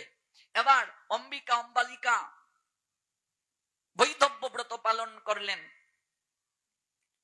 কি করে রক্ষা হবে বংশ? তৎকালীন সময়ে যদি স্বামী অকালে দেহ রাখতেন, বংশ রক্ষার জন্য কোন ঋষির দ্বারা সন্তান নেওয়ার বিধান ছিল। এটাকে নিয়োগ পদ্ধতি বলতো। এবং সেটিও যদি সেই নারী অনুমতি প্রদান করেন। এটা অন্য যুগে ছিল, কলিযুগে এটা নিষিদ্ধ। যদি স্বামী সন্তান ধারণে অক্ষম হন, স্বামী যদি দেহ রাখেন, কোন ঋষির দ্বারা সন্তান নিতে পারবেন বংশ রক্ষার জন্য। অম্বিকা অম্বালিকার কাছে গিয়ে তাদের শাশুড়ি সত্যবতী যখন বললেন, বংশ রক্ষার জন্য আমি নিয়োগ পদ্ধতির মাধ্যমে সন্তান নিতে চাই, তোমরা বিধবা কিন্তু ঋষির দ্বারা সন্তান নেব সৃষ্টি রক্ষার জন্য, আমার বংশ রক্ষার জন্য। অম্বিকা অম্বালিকা দুই বোন বলছেন, আমরা রাজি নই, আমরা সন্তান নেব না, আমরা রাজি নই। সত্যবতী জোর করে বৌমাদের ইচ্ছা অনিচ্ছাকে প্রাধান্য দিলেন না। তিনি তার পূর্বপুত্র অর্থাৎ কৃষ্ণদ্বৈপায়ন বেদব্যাস, যিনি পরাশরীর কৃপায় প্রাপ্ত হয়েছিলেন, সেই ব্যাসদেবকে আমন্ত্রণ জানালেন। ব্যাসদেব তখন সাধনায় ছিলেন। মা আজ্ঞা করলেন, এসে দাঁড়ালেন, মাকে প্রণাম দিলেন, বললেন, পুত্র তোমায় আমি ডেকেছি বংশ রক্ষার জন্য, সন্তান প্রয়োজন। ব্যাসদেব বললেন, আমি তো ব্রত করছিলাম, সাধনায় ছিলাম, আমার দাড়ি গোঁফ অনেক বেড়ে গেছে, আমি এখন সন্তান দেয়ার জন্য প্রস্তুত নই, আমার মন একটু স্থির প্রয়োজন, শান্ত প্রয়োজন, আমাকে একটু সময় দাও। ভালো করে বুঝবে, এই তত্ত্বগুলো না বুঝলে হবে না। এবার সত্যবতী বলছেন, না, কোনো সময় দেয়া হবে না, আমার বংশ রক্ষার জন্য সন্তান চাই। ব্যাসদেবও প্রস্তুত নয়, এদিকে দুই ভগিনী তারাও রাজি নয়। জোর করে শাশুড়ি বংশ রক্ষার জন্য সন্তান চাচ্ছেন। সন্তান হলো দুইটাই অপূর্ণ। একজন পাণ্ডু, যার গায়ের বরণ ধবল, আরেকজন হলো ধৃতরাষ্ট্র, যে জন্মান্ধ। একটাও পূর্ণ সন্তান হলো না। যদি সময় পেতাম, আমি এই সাফটারটার উপরে যে বিষয়টা উঠেছে, সন্তান ধারণের প্রক্রিয়া, এটার উপরে যদি কেবল 7 দিন শুনতে পারতাম, তাহলে একেবারে ক্লিয়ার হয়ে যেত। কাজে এত সময় তো আর নেই বাবা। হ্যাঁ, একটা বৃহৎ সাফটারকে বুঝাতে গেলে 7 দিন যদি কেবল এটার উপরে শুনতে পারতাম, তাহলে তরুণ প্রজন্ম উপকৃত হতো। দুটোই অপূর্ণ। সত্যবতী জিজ্ঞেস করলেন, কেমন পুত্র প্রাপ্ত হব? বলছেন, দুজনই অপূর্ণ। তোমার এক বৌমা আমায় দেখে ভয় পেয়ে চোখটা বন্ধ করে ফেললো, আরেকজন ভয়ে শিহরিত হয়ে আমার কাছে আসতে চাইল না। সন্তান দুজনই অপূর্ণ হবে। সত্যবতী আরেকটা সন্তান শাস্ত্র তত্ত্বজ্ঞ চেয়েছিলেন। দুই বোনের মাঝে কেউ রাজি হলো না। শাশুড়ির কথা তিনি রাজমাতা অমান্য করতে পারছে না, তাই তারা শাশুড়িকে বলছে, অবশ্যই আমরা যাব, কিন্তু নিজেরা না গিয়ে এক দাসীকে পাঠিয়ে দিল। দাসী যখন শুনলেন ব্যাসদেবের কৃপায় সন্তান পাবেন, দাসী তখন নিজেকে ভাগ্যবতী মনে করলেন। কাঁদতে কাঁদতে ব্যাসদেবের চরণ ধৌত করে দিলেন, প্রণাম দিলেন। আমি দাসী, কত জন্মের সৌভাগ্য আপনার মতো মহর্ষির সান্নিধ্য প্রাপ্ত হওয়া। আপনি কৃপা করতে এসেছেন, আমায় একটা সন্তান দান করুন, যে সন্তান জগতের বুকে ধর্ম, জ্ঞান, ভক্তি, বৈরাগ্য প্রদান করবে। সাধনা ছাড়া হয় না। ব্যাসদেবের কাছে বসলেন, মনের কথা খুলে বললেন, জানতে চাইলেন। সন্তান এলো, এই গর্বেই হলো বিদুরের জন্ম, মহাজ্ঞানী বিদুর। এখানে মায়ের ভূমিকাটা সবচেয়ে বেশি, কারণ মা যা আহার করবে সন্তান ভেতর থেকে আহার করবে। আমরা তো গর্ভ অবস্থায় মুরগির ঠ্যাং না খেলে সন্তানের পুষ্টি হবে না, তো যা খাবো তাই প্রসব করব। আমরা এগুলো না খেলে সন্তানের পুষ্টি হবে না। দাসীর গর্ভে সন্তান এলেন, বিদুর মহাজ্ঞানী। দেখুন, আমি খুব সংক্ষেপে এই তত্ত্বটা বললাম, খুব সংক্ষেপে, এটা বৃহৎ একটা তত্ত্ব। এবার আসুন কুন্তির প্রসঙ্গে। কুন্তির প্রত্যেকটা সন্তানই ধর্মে সুশীল, স্নান করে দুর্বাসার প্রদত্ত মন্ত্র ধ্যান করে এক এক দেবতাকে আমন্ত্রণ করলেন, দেবতার প্রসাদের সন্তান হলো। তাহলে গান্ধারীর পুত্রগুলো অসভ্য কেন হলো? ভাবুন তো, কতটা অসভ্য হলে বাবার সামনে, গুরুদেবের সামনে, কাকার সামনে, দাদুর সামনে ভ্রাতৃবধূর কাপড় টানা যায়? কতটা অসভ্য হলে। মনে রাখবে মায়েরা, বাবার অবর্তমানে বংশে জ্যেষ্ঠ ভ্রাতা হলো পিতৃতুল্য। যদি পিতা না থাকেন, কোন সামাজিক কার্য করবে, কোন কার্য করতে গেলে জ্যেষ্ঠ ভ্রাতাকে প্রণাম দিয়ে তার অনুমতি নিয়ে শুরু করতে হয়। আজকাল তো গুরুজনের প্রতি শ্রদ্ধার সম্মান আমরা একেবারে দিন থেকে দিন কমিয়ে দিচ্ছি। আমাদের যে প্রজন্ম, এখানে আমার বাবার বয়সী যারা, ওনাদের মাঝে এখনো সেই ভ্রাতৃপ্রেমটা আছে, কিন্তু আমাদের যে প্রজন্ম, আমরা একেবারে দূরে সরে যাচ্ছি। এই জন্য রামায়ণটা পড়া দরকার। ভরতের ভ্রাতৃপ্রেম, লক্ষণের ভ্রাতৃপ্রেম, এগুলো আমাদের প্রজন্মের জানা দরকার। আগেরকার সময়ে রাম মঙ্গল হতো, শ্রাদ্ধ বাসরে রামায়ণ পালা কীর্তন হতো। দিন থেকে দিন এগুলো উঠে যাচ্ছে। রামায়ণ পড়ে না মানুষ, এগুলো জানে না, অনুভব করে না। মনে রাখবে, শাশুড়ির অবর্তমানে বড় যা, যা বুঝো মায়েরা, বড় যা হলো শাশুড়ির না থাকলে শাশুড়ির পরিবর্তে শাশুড়ির নিয়ায় সম্মান শ্রদ্ধার পাত্রী। কোন কার্য করার আগে বংশের যে বড় যা, তাকে প্রণাম দিয়ে তার অনুমতি নিয়ে বাকি জায়েরা সেই কার্য শুরু করবে। শাশুড়ির অবর্তমানে বড় যা হলো শাশুড়ি তুল্লা, শাস্ত্র বলছে। আর পিতার অবর্তমানে জ্যেষ্ঠ ভ্রাতা হলো গুরুতুল্য। গুরু মাতা, গুরু পিতা, গুরু জ্যেষ্ঠ ভাই, জ্যেষ্ঠ ভ্রাতা গুরুতুল্য। জ্যেষ্ঠ ভ্রাতার স্ত্রী শাশুড়ি তুল্লা, গুরুতুল্লা তিনি।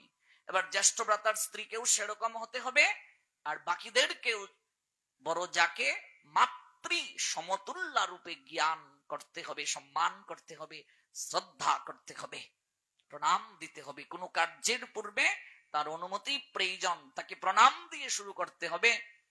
গুরু বৈষ্ণব গেলে বড় যাকে আগে বলতে হবে, বর্দি আপনি করুন বা আপনি আজ্ঞা দিন, এটা নিয়ম।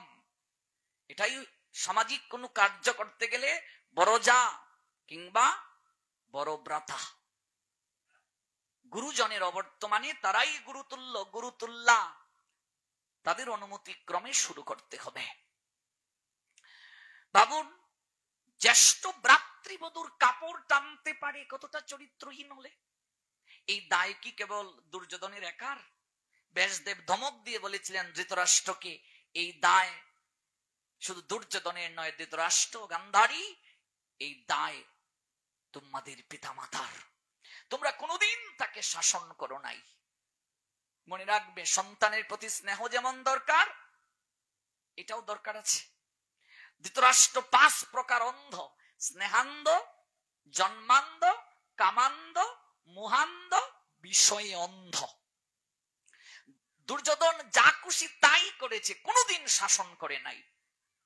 সত্যবতীর পূর্বপুরুষদেরকে, জেলেদেরকে উৎখাত করেছে।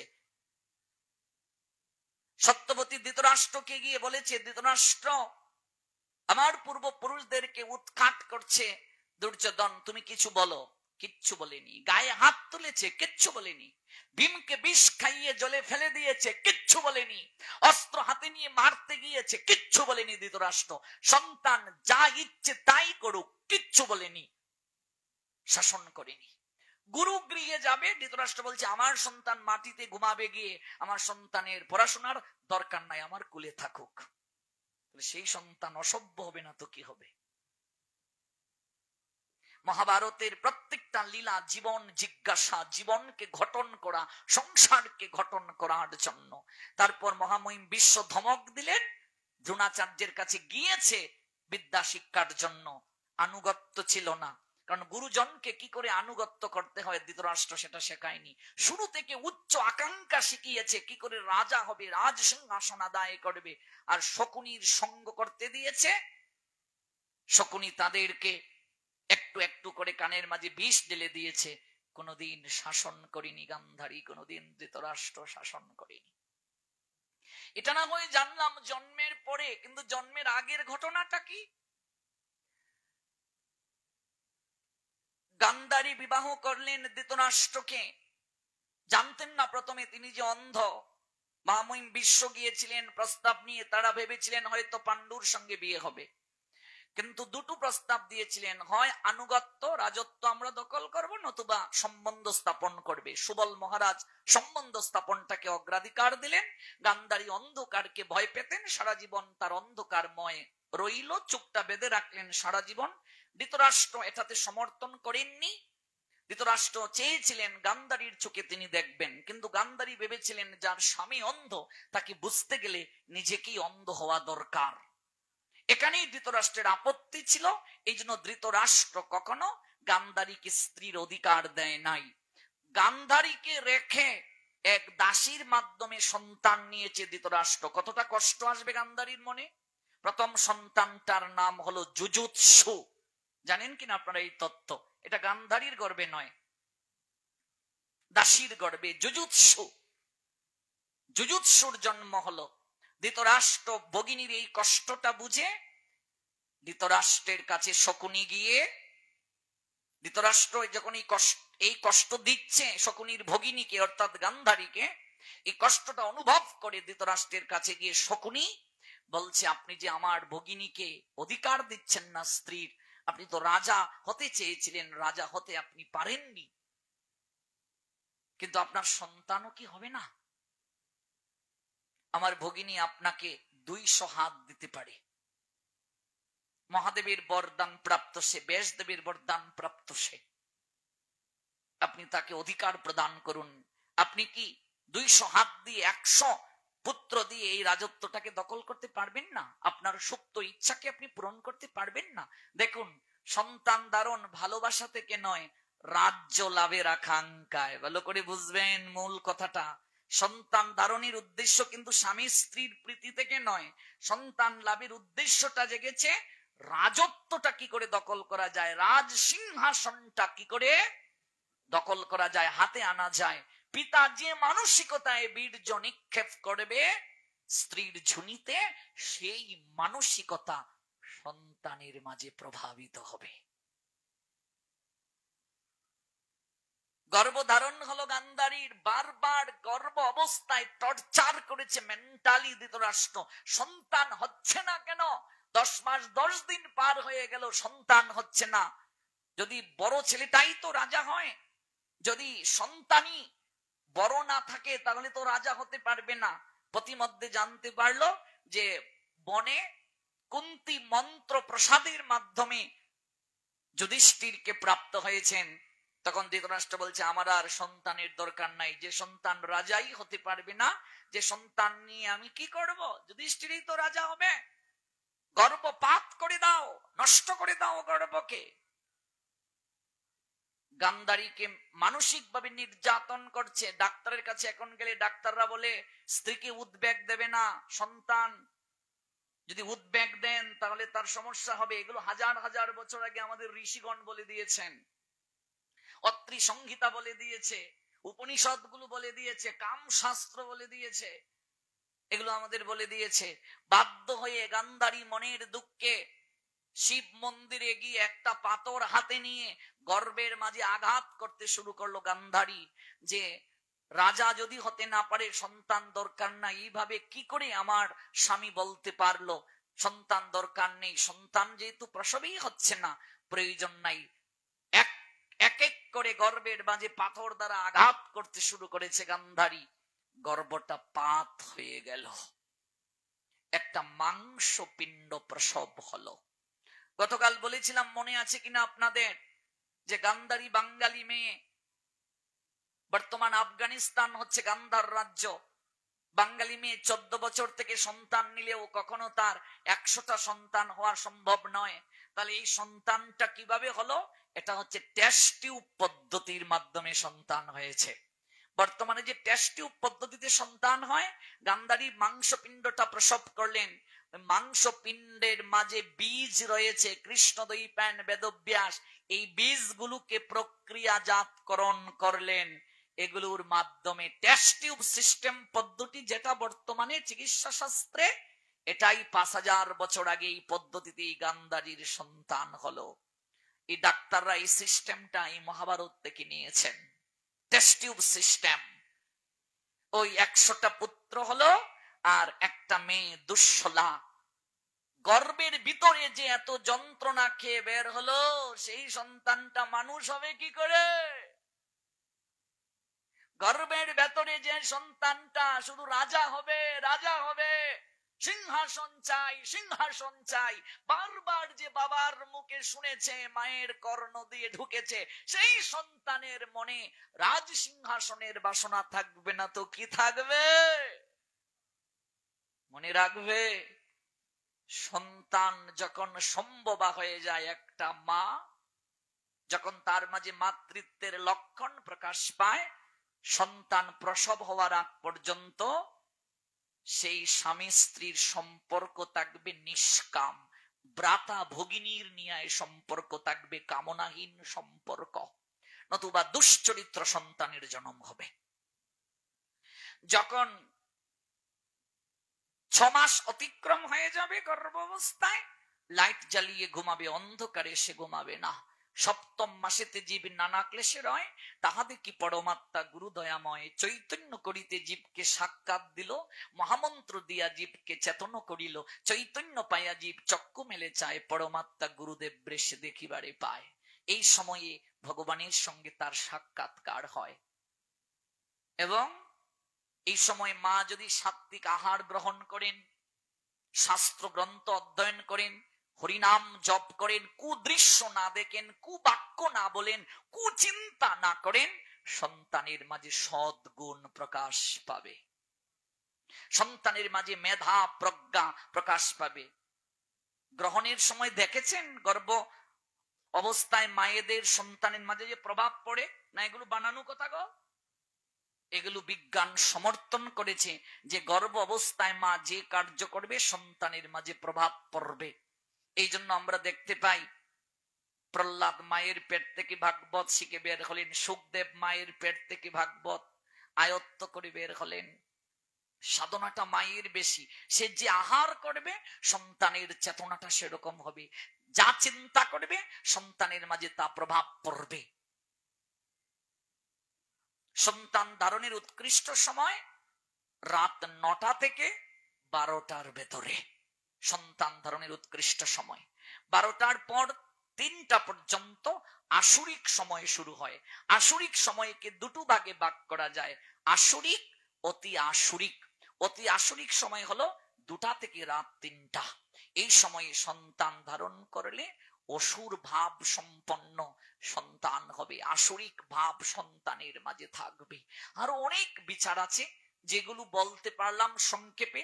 এমন কিছু কথা আছে যা পাবলিকলি বলা যায় না, এগুলো কেবল একজন দম্পতিকেই বলা যায়, এই কথাগুলো এখানে বলা হলো না। কিন্তু এই বিষয়গুলো আমাদের অত্যন্ত প্রয়োজন, অত্যন্ত জানা প্রয়োজন সন্তান ধারণের ক্ষেত্রে। তাহলে সেই সন্তান মেধা প্রজ্ঞাশীল, ভক্তিবান হয়ে, শাস্ত্র তত্ত্বজ্ঞ হয়ে জগতের বুকে আসবে। নিতাই গো সীতানাথে প্রেমানন্দে হরি জয় জয় শ্রী রাধে। সেই সন্তানের মাঝে শ্রী বিরাজ থাকবে। বলুন তো কোন জায়গা থেকে এত দূর গেলাম? নামের পূর্বে পুরুষেরা শ্রীমান কিংবা শ্রীযুক্ত, আর মায়েরা কি লিখতেন? শ্রীমতী বা শ্রীযুক্তা। যখন কনে দেখতে কেউ যেত, মা তোমার নাম কি গো? শ্রীমতী অমুক। এখন তো আর বর কনে দেখা দেখির প্রয়োজন হয় না, নিজেরাই দেখা দেখি হয়ে যায়, এখন আর দেখার প্রয়োজন হয় না। সব দেখা বিয়ের আগেই হয়ে যায়। এবার আমার মনেও প্রশ্ন জাগতো ছোটবেলা, এইগুলো কেন দেয়া হয় নামের পূর্বে? হ্যাঁ, মনে রাখবে, আমরা যে নামকরণ করি, নামকরণটা হবে শাস্ত্রের নিয়ম অনুসারে। যে নামগুলো শেষের দিনে আপনাকে সহযোগিতা করবে, নাম আবাস হবে। সন্তানের নাম রাখতে হবে ভগবানের নামানুসারে। আপনারা পূর্বপুরুষের বংশতালিকা দেখুন, দেখবেন আপনাদের পূর্বপুরুষদের প্রত্যেকটা নাম দেখবে হয় জনার্দন, মধুসূদন, যাদব, মাধব, কেশব, গৌরাঙ্গ, নিত্যানন্দ, গৌর হরি ইত্যাদি ইত্যাদি ইত্যাদি নাম, শ্রীদাম, সুদাম, সুবল ইত্যাদি নাম দেখবেন। কিন্তু এখন যত নাম দেখবে পিন্টু, মন্টু, সেন্টু, এই নামে কেউ থাকলে ক্ষমা করবেন, এরকম সব নাম দেখবে। পিন্টু, আচ্ছা এই নামের অর্থটা কি? পিন্টু মানে কি? দুইটা পিন, পিন্টু। আচ্ছা এটা কি বলেন তো? মন্টু, আচ্ছা এটা কি বলেন তো? মন্টু। আচ্ছা বলুন তো এটা কি? আগে নাম রাখতেন গুরুদেব, আচার্যগণ নামগুলো রাখতেন। আগেরকার সময়ে নাম রাখা হতো তিথি নক্ষত্র বিচার করে। আগেরকার সময়ে যখন জন্ম নিয়েছে সন্তান, এই সময়ে রাশি বিচার করা হতো, এই অনুযায়ী নাম রাখা হতো। আর এখন মিতালি, কাকলি, চৈতালি, রূপালী অভাব নেই। এই নামে কেউ থাকলে আবার ক্ষমা করবেন, অভাব নেই। এমন কিছু নাম আছে, যেমন কলি। কেউ যদি কলি নাম রাখে তাহলে তো তার জীবন দুঃখে ভরে যাবে, কারণ কলির প্রভাব বেশি। এমন কিছু নাম আছে যে নামের মাঝে দোষ রয়েছে, এই নামে ডাকলে অমঙ্গল হয়। এবার অনেকেই শুরু হয়ে গেছে ভেতরে ভেতরে, আমার নামের দোষ আছে কিনা, আছে কিনা, আছে কিনা। আগেরকার সময়ে মানুষ নাম রাখতো বিচার করে, আর এখনকার সময়ে মানুষ নাম রাখে সিরিয়াল দেখে। স্টার জলসা, জি বাংলা, কালার্স বাংলায় নায়িকার নাম যদি রাশি, সবার ফুরির নাম রাশি। ফুরি বুঝো তো? মানে আমাদের সিলেটের লোকেরা মেয়েরে কয় ফুরি। আপনারা বরিশালের লোক কি বলে? মাতারি। মেয়ে বলে না, মাতারি। মানে মেয়েকে বরিশালের যে অরিজিনাল ভাষা মাতারি। তাহলে আমরা কই ফুরি, মেয়েকে আমরা কই ফুরি। আচ্ছা সিলেটে যদি কেউ যাও, গিয়ে যদি রেস্টুরেন্টে বলো ফুরি খাইতাম, এমন খাওয়ানো খাওয়াইব, আর বের হতে পারবে না রেস্টুরেন্ট থেকে। কারণ ফুরি তো ফিটা, ফুরি এই যে বাজারে পাওয়া যায়। যদি সিলেটে বলো গিয়া রেস্টুরেন্ট ফুরি খাইতাম, মানে খুব অসম্মানজনক কথা, এমন দেবে, বুঝলে মনু? ফুরি খাইতাম এটা বলা যাবে না। মানে ফুরি হলো মেয়ে, আর আমরা সিলেটের লোক ছেলেকে কই ফুয়া। কি বলি? ফুয়া। ছেলেকে ফুয়া আর মেয়েকে ফুরি। কেমন? রেস্টুরেন্টে গিয়ে কখনো ফুরি খাইতাম এটা বলবে না সিলেটে গিয়ে। এবার এখন সিরিয়াল দেখে দেখে ফুরি আর ফুয়ার নাম রাখা হয়, কিংবা গুগল সার্চ করে সবাই এখন মাতব্বর আর শাস্ত্র তত্ত্ববিদ, গুগলের কৃপায় গুগল দেখে দেখে সবাই এখন নাম রাখে। কোন নামের মাঝে যদি দোষ থাকে, সেই নামের আগে যদি কেউ শ্রীযুক্ত লেখে, দোষটা কেটে যায়। শ্রীমান যদি লেখে কিংবা শ্রী যদি লেখে, এই নামের মাঝে যদি কোনো দোষ থাকে, দোষটা কেটে যায়। কারণ শ্রীমান হলো আমার গোবিন্দের একটি নাম। শ্রীমতী যদি লেখো, রাধারানীর একটা নাম হলো শ্রীমতী। এই জন্য এখন থেকে মেয়েরা, বিশেষ করে সনাতনী সংস্কৃতি, শ্রীমতী মেয়েরা তার নামের আগে লিখবে।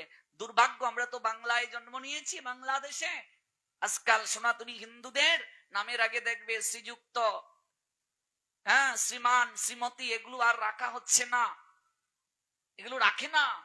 আমরাও নিজেদের অধিকারে সচেষ্ট না, কিন্তু এগুলো যদি কেউ নামের পূর্বে দেয়, আমরা তো জানি না কোন নামটা দোষযুক্ত, যেহেতু এত ব্যাকরণ কিংবা স্বাস্থ্য সম্পর্কে জ্ঞান নাই আমাদের, তখন এই দোষটার থাকে না। এই জন্য আগেরকার বয়োজ্যেষ্ঠরা যা করেছেন ওরা বুঝে শুনে করতেন, সবকিছুর পিছনে একটা কারণ ছিল তাদের। আজকাল ছেলের নাম রাখি আমরা ভাওয়েল। আমি এক জায়গায় পাঠে গেছি, অবাক কাহিনী, চুল কাটে এক লোক আমার পাঠের ভক্ত। এবার আমাকে বলছে, বাবাজি একটু যদি আমার দোকানে আসতেন। তাই আমি বললাম আচ্ছা তো চলো দোকানে যাই। দোকানে গিয়ে বসলাম, উনি একটা আসন দিলেন, চেয়ারের উপরে আমি বসলাম। এক মা এসেছে তার ছেলেকে নিয়ে চুল কাটবে দোকানে, এসে বলছে দাদা বর্তমান মার্কেটে কি ডিজাইন চলছে একটু দেখান তো। মানে ক্যাটালগ দেখাবে, এই অনুযায়ী ছেলের চুল কাটবে। আমি চেয়ারে বসে বসে দেখছি কোন যুগ এলো রে বাবা, মা এসেছে ছেলের চুল কাটবে ডিজাইন দেখে, ক্যাটালগ দেখানো হলো, ওই মা বলছে একটাও চয়েস হয় না। আমি বললাম মা তোমার ছেলে কিসে পড়ে গো? ক্লাস 5। বললাম ভালো, ক্লাস 5-এ পড়ে ছেলে ডিজাইন করে চুল কাটাবার জন্য তুমি এসেছো, ধন্য মা। এরকম মাই তো বাংলার ঘরে দরকার, সনাতন ঘরে দরকার। তো তোমার ছেলের নাম কি? মা বলে উঠলো আমার ছেলের নাম ডিজে। ছেলের নাম কি? ডিজে। হ্যাঁ, বললাম মা ছেলের নাম ডিজে, ছেলে বড় হয়ে করবে কি যে? আমি এটাই ভাবছি, তোমার মতো মায়েদের গায়েই শেষ বয়সে, আর তোমার মতো মায়েদেরকেই চুল ধরে বৃদ্ধাশ্রম। বাহ, খুব ভালো। এই হলো আমাদের অবস্থা। ছেলের নাম ডিজে, কতা পাতা লতা এগুলো নাম রাখে, কি অবস্থা। একা, আচ্ছা মেয়ের নাম একা, একা কি নাম বলো তো? এটা অর্থটা কি? একা, এটা কি? ধার্মিক মুসলমানরা কোরআন হাদিসের বাইরে কোনো নাম রাখে না, আমরা নাম রাখে একা। দিন থেকে দিন এমন নাম হবে আপনি কল্পনাও করতে পারবেন না। এই জন্য আপনার সন্তানের নাম বৈদিক নাম রাখুন। আপনার 4টা ছেলে মনে করুন, 4টা ছেলের মাঝে একটা ছেলের নাম রাখতে পারলেন না বৈদিক। ভগবানের কত নাম আছে, কত সুন্দর সুন্দর নাম। একটা ছেলের নাম যদি আপনি রাখতেন গোবিন্দ, গোবিন্দ মুকুন্দ আছে ভগবানের নাম, ঋষিকেশ আছে ভগবানের নাম, মাধব যাদব অভাব নেই ভগবানের নাম, কত নাম, অচ্যুত ভগবানের নাম, অজিত ভগবানের নাম, কত নাম। আপনারা না পারলে সাধুদেরকে বলুন যে আমার ছেলেটার নাম রাখুন, আমার মেয়েটার নাম রাখুন।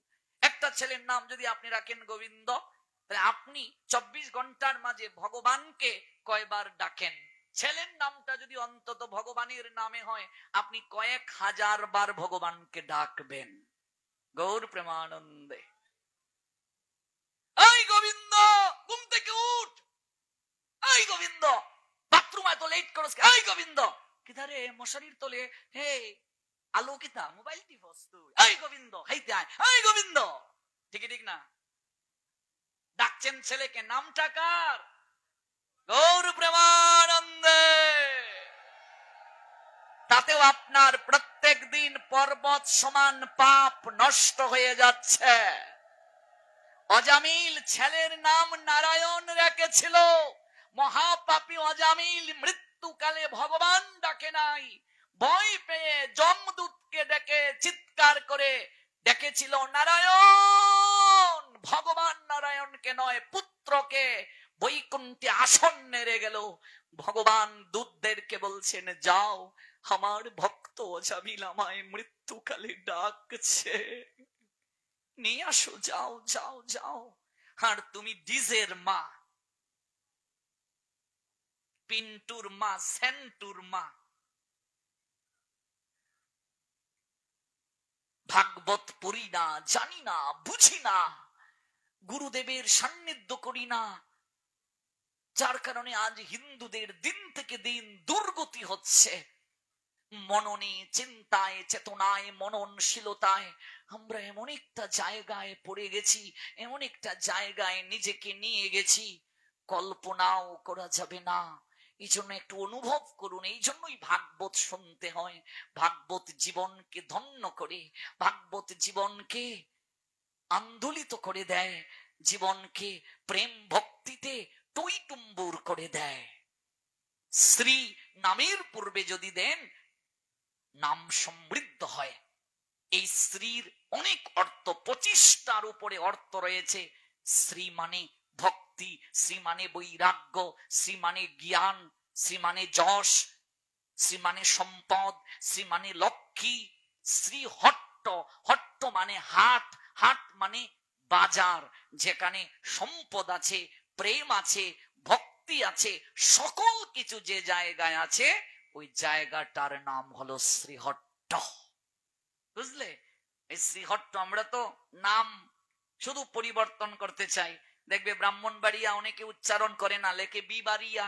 নারায়ণগঞ্জ এনগঞ্জ, রামকৃষ্ণ মিশন রোড বলে না, আর কে রোড বলে। চুলকানি আমাদের মাঝে। এই জন্য নাম পরিবর্তন হয়। আজকে শ্রীহট্ট হয়ে গেল সিলেট। কিন্তু প্রাচীন যে নাম, শাস্ত্রের যে নাম, এই নাম কি? শ্রীহট্ট। এই শ্রীহট্টে আমার মহাপ্রভু সচিমায়ের গর্ভে এসেছেন। তারপর চলে গিয়েছেন নবদ্বীপে। অনেক লীলা আছে কেন গিয়েছেন। তার বাবার জন্মস্থানটা শ্রীহট্টে, মায়ের জন্মস্থানটা শ্রীহট্টে। বলে যাচ্ছি, একবার হলেও জীবনে যাবে। এখন খুব সুন্দর ব্যবস্থা, এখানে বাস রিজার্ভ করে কালাইয়ার অনেকজন চলে যাবে। এই ধামগুলো একটু দর্শন করে আসো, জীবনে যাওয়াটা দরকার। সারা জীবন তো ওই চার দেয়ালের মাঝে রান্না করে শুধু সেনি আটা চামচেই শুধু করলে, আর ঘুটনি দিয়ে ডাইলকে মেরা মেরা করলে। একটু বের হও, জীবনটাকে একটু অনুভব করো, একটু ভক্তি, একটু প্রেম, একটু বাহিরের জগৎটাকে দেখো। সারাটা জীবনেই তো ঘুম থেকে উঠলে নাস্তা খেয়ে গিয়ে ওই ব্যবসার চেয়ারটায় বসলে, দুপুরে টিফিন বক্সে খাবার দিয়ে দিল, রাত্রে এসে ডায়াবেটিস সুগার পুশ করতে হয়, একটু রুটি খেয়ে ঘুমিয়ে পড়লে, আর ব্যবসা প্রতিষ্ঠানে গেলে আর এলে, এই পর্যন্ত। একটু বাইরে বের হও। অর্থের প্রয়োজন আছে, চাকরির প্রয়োজন আছে, ব্যবসার প্রয়োজন আছে, কিন্তু তার সঙ্গে একটু পরিবারকে সময় দেওয়ার প্রয়োজন আছে। একটু পরিবারকে নিয়ে ধামে যাও, তীর্থে যাও, একটু প্রকৃতির সঙ্গে ভাব বিনিময় করো। দেখবে আজকে শরীরে শক্তি আছে, বয়স হয়ে গেলে টাকা থাকলেও আর কোনোদিন যেতে পারবে না। মন চাইবে না, মন চাইবে না, চলিতে চরণ চলে না, দিনে দিনে অবশ হই, আগের বাহাদুরি আমার গেল কই। আগের মতো খাইতে পারি না, বেশি খাইলে হজম হয় না, আগের মতো নাচে না রঙ্গের বারোই। বয়স হয়ে গেলে আর পারবে না। এই যে শ্রীবাসের কথা বলেছিলাম গতকাল, দেখুন শ্রীবাসের প্রসঙ্গে আসতে আসতেই তো 11:15 বেজে গেছে। আমি কি বলবো বলুন তো, ঘড়ির কাঁটা এত দ্রুত গতিতে যাচ্ছে। এই শ্রীবাসের আবির্ভাব স্থানটাও শ্রীহট্টে। গতকাল বলেছিলাম 26 বছর বয়স পর্যন্ত শ্রীবাস কি ছিলেন? ধর্মহীন ছিলেন, ভক্তিহীন ছিলেন। একটা স্বপ্ন তার জীবনকে পরিবর্তন করে দিয়েছিল। এই মহাপ্রভুকে যিনি আনলেন, অদ্বৈত আচার্য, তার আবির্ভাব স্থান শ্রীহট্টে, বর্তমান সুনামগঞ্জ জেলা, তাহিরপুর উপজেলা, নবগ্রাম। মহাপ্রভুর পরম গুরু মাধবেন্দ্র পুরী, যার জন্য ভগবান ক্ষীর চুরি করে গোপীনাথ হলেন, তার আবির্ভাব স্থান সুনামগঞ্জ জেলা, তাহিরপুর উপজেলা, উত্তর বরদল ইউনিয়ন, ব্রাহ্মণগাঁও। মাধবেন্দ্র পুরী পদের আবির্ভাব স্থান। মুরারি গুপ্তের আবির্ভাব স্থান সিলেট, ওসমানীনগর উপজেলা, তাজপুর গুপ্তপাড়া। হনুমান জন্মলেন কলিযুগে মুরারি গুপ্ত হয়ে। সেন শিবানন্দ, তার পূর্বপুরুষের নিবাস মৌলভীবাজার জেলায়। গয়াসুরের বুকে বিষ্ণুর পদচিহ্ন আছে সিলেটের মৌলভীবাজার জেলায়। খুব সুন্দর মন্দির, এখানেও পিণ্ড দান হয়, দর্শন করে আসবেন। রাধারানীর অষ্টসখীর 3 সখী, তাদের পূর্বপুরুষদের নিবাস এই শ্রীহট্টে মৌলভীবাজার জেলার মহলালে। বাসু ঘোষ, মাধব ঘোষ, গোবিন্দ ঘোষ হয়ে তারা গৌরলীলায় পুষ্টি সাধন করলেন, তারাও শ্রীহট্টে এলেন। মহাপ্রভুর অন্যতম পার্ষদ নারায়ণ বাচস্পতি, তার আবির্ভাব স্থান আমাদের সুনামগঞ্জের জগন্নাথপুর উপজেলায়, তার পূর্বপুরুষের নিবাস। এত ধাম রয়েছে, এত তীর্থ রয়েছে শ্রীহট্টে। তন্মধ্যে সপ্ত তীর্থে একই সঙ্গে স্নান করার সুযোগ রয়েছে। 7 তিস্তা তীর্থে। চৈত্র মাস মধুকৃষ্ণা ত্রয়োদশী তিথি, শতবিশা নক্ষত্র। পঞ্জিকায় আছে এই স্নানের কথা। ওমা, চৈত্র মাস মধুকৃষ্ণা ত্রয়োদশী তিথি, শতবিশা নক্ষত্রে স্নানটা হয়। অদ্বৈত আচার্যের বাল্য নাম হলো কমলাক্ষ। তার বাবার নাম কুবেরাচার্য, মায়ের নাম নাবাদেবী। লাউর পরগনা, লাউর রাজ্যের রাজধানীটা ছিল নবগ্রাম, অদ্বৈত আচার্যের জন্মস্থান। তার মানে বুঝেন সেখানে কত অট্টালিকা ছিল। রাজধানী মানেই তো বিশাল একটা অবস্থা, নদী গর্ভে বিলীন হলো। সেই কুবেরাচার্য রাজা দিব্য সিংহের সেনাপতি ছিলেন, মন্ত্রী ছিলেন তিনি। রাজাকে যিনি মন্ত্রণা দান করেন তিনি হলেন মন্ত্রী। কিন্তু তার কোনো সন্তান নাই, মনে খুব কষ্ট। স্ত্রীকে নিয়ে তাই এদিক ওদিক পরিভ্রমণ করছেন। কিন্তু রাজা তো তাকে ছাড়বেন না, এত জ্ঞানী গুণান্বিত মন্ত্রীকে ছাড়া যায়? তিনি চলে গিয়েছিলেন গঙ্গার ধারে। বারবার কাঁপতেন ভগবান শ্রী বিষ্ণুকে স্মরণ করে। একদিন গুদুলি লগ্নে গঙ্গার তীরে বসে কাঁদছেন। হঠাৎ একটা বিদ্যুতের ন্যায় ঝিলিক কুবেরাচার্যের মস্তককে স্পর্শ করে নিম্ন দেশ হয়ে পাশে স্ত্রী বসা ছিলেন নাবাদেবীর ওই গর্বের মাঝে গিয়ে মিলিয়ে গেল। রাত্রিবেলা স্বপ্নে দর্শন হলো। ভগবান বলছেন কুবেরকে, যা গৃহে ফিরে যা, আমি আসব, আমার বিশেষ শক্তি আসবে তোর সন্তান হয়ে। নাবাদেবী চলে এলেন। তখন বৃদ্ধ কুবের, স্ত্রীও বৃদ্ধা। এই বৃদ্ধ বয়সে কারো সন্তান হয় না, হতে পারে না, যে সময়টাতে এই ঘটনা ঘটল। গর্ভবতী হয়ে গেলেন নাবাদেবী। মানুষ অবাক হলো, মা এই কি গো, এই বৃদ্ধা বয়সে গর্ভবতী, কি সৌভাগ্য গো, সারাটা জীবন সন্তানের জন্য কান্নাকাটি করেছে। ভগবান এতদিন পরে মুখ তুলে তাকালো। আশেপাশের লোক বলা বলি করছে। 1355 শকাব্দ, 1434 খ্রিস্টাব্দ। আপনারা যখন পড়বেন শাস্ত্র, বিশেষ করে গৌড়ীয় বৈষ্ণব অভিধান, সেখানে আছে 1355 শকাব্দ, 1434 খ্রিস্টাব্দ। সেখানেই আবির্ভূত হলেন একটা পুত্র সন্তান নাবাদেবীর কোল আলো করে। ভক্তি রত্নাকরী নরহরি ঠাকুর এই লীলা ব্যাখ্যা করলেন। মাঘে শুক্লা তিথি, সপ্তমীতে অতি উথলায় মহা আনন্দ সিন্ধু। এই যে আমরা অদ্বৈত জয়ন্তী পালন করি না, মাঘ মাসের সপ্তমী তিথি উপবাস থাকি,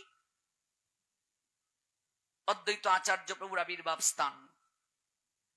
এই নবগ্রামে আবির্ভূত হলেন এই মাঘ মাসের শুক্লা সপ্তমী তিথিতে। পঞ্চতত্ত্বের মাঝে যে অদ্বৈত আছেন, যার চরণে আমরা তুলসী দিই, তার কথা বলছি। নাভা গর্ব ধন্য করি অবতীর্ণ হইল শুভক্ষণে অদ্বৈত ইন্দু। ইন্দু মানে চাঁদ, চাঁদের নিয়ায় এত সুন্দর চেহারা। কুবের পণ্ডিত হইয়া হরষিত, নানা দান দ্বিজ দরিদ্রে দিয়া, সতিকা মন্দিরে গিয়া ধীরে ধীরে দেখি পুত্র মুখ জোড়ায় হিয়া। নবগ্রামবাসী লোক ধাইয়া আসি, পরস্পর কহে না দেখি হেন, কিবা পুণ্য ফলে মিশ্র বৃদ্ধ কালে। শব্দটা কি? বৃদ্ধ কালে পাইলেন পুত্র রতন যেন। এই বৃদ্ধকালে পুত্র পেল গো। পুষ্প বরিশন করে সুরগণ, সুর মানে দেবতা, অলক্ষিত রীতি উপমানহু, জয় জয় ধ্বনি ভরল অবনী, ধনে ঘন শ্যাম মঙ্গল বহু। পুত্র এত সুন্দর কুলে নিলেন, কমলের পাপড়ির নিয়ায় তার দুটো চোখ এত সুন্দর। পুত্রের মুখটা দেখে চোখের দিকে দৃষ্টি দিয়ে বিমোহিত হয়ে নাম রাখলেন কমলাক্ষ। যদি আমি ব্যাখ্যা করি অনেক সময় দরকার, আমি খুব সংক্ষেপে বিষয়টা বুঝাচ্ছি। কমলের নিয়ায় অক্ষিজার কমলাক্ষ, পুত্রের চোখটা পদ্ম পুষ্পের পাপড়ির নিয়ায়। 125 বছর অদ্বৈত আচার্য জগতে লীলা করেছেন।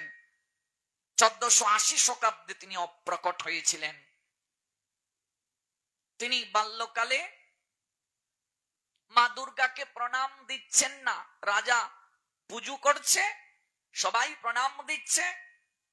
কুবের আচার্যকে জিজ্ঞেস করলেন, কিবা কুবের, তোমার পুত্র এসে আমার মাকে প্রণাম দিল না? রাজা দিব্য সিংহ প্রশ্ন করছেন। কুবের বলছে, কিরে কমলাক্ষ, তুই মাকে প্রণাম দিলি না কেন? কমলাক্ষ বলে উঠলেন, তোমার মা আমার প্রণাম নেবে না। এত বড় কথা, মা প্রণাম নেবে না? রাজা শুনলেন, ওকে জোর করে ধরে নিয়ে আসো। হাতটা ধরে জোর করে আনলেন, প্রণাম কর দেখি মা প্রণাম নেয় কিনা। কমলাক্ষ যখন প্রণাম দিলেন, মা সঙ্গে সঙ্গে প্রতিমা থেকে উপর হয়ে পড়ে গেলেন। কারণ তিনি তো স্বয়ং শিব, শিবের প্রণাম কি করে দুর্গা নেবে? সদাশিব আর মহাবিষ্ণুর মিলিত তনু, যে শিব থেকে সকল শিব আসেন তাকে বলে সদাশিব, যিনি রাসে অংশ নিয়েছেন। মা উপর হয়ে পড়ে গেছে, মা দুর্গা। একদিন নবাদেবী স্বপ্নে দেখছেন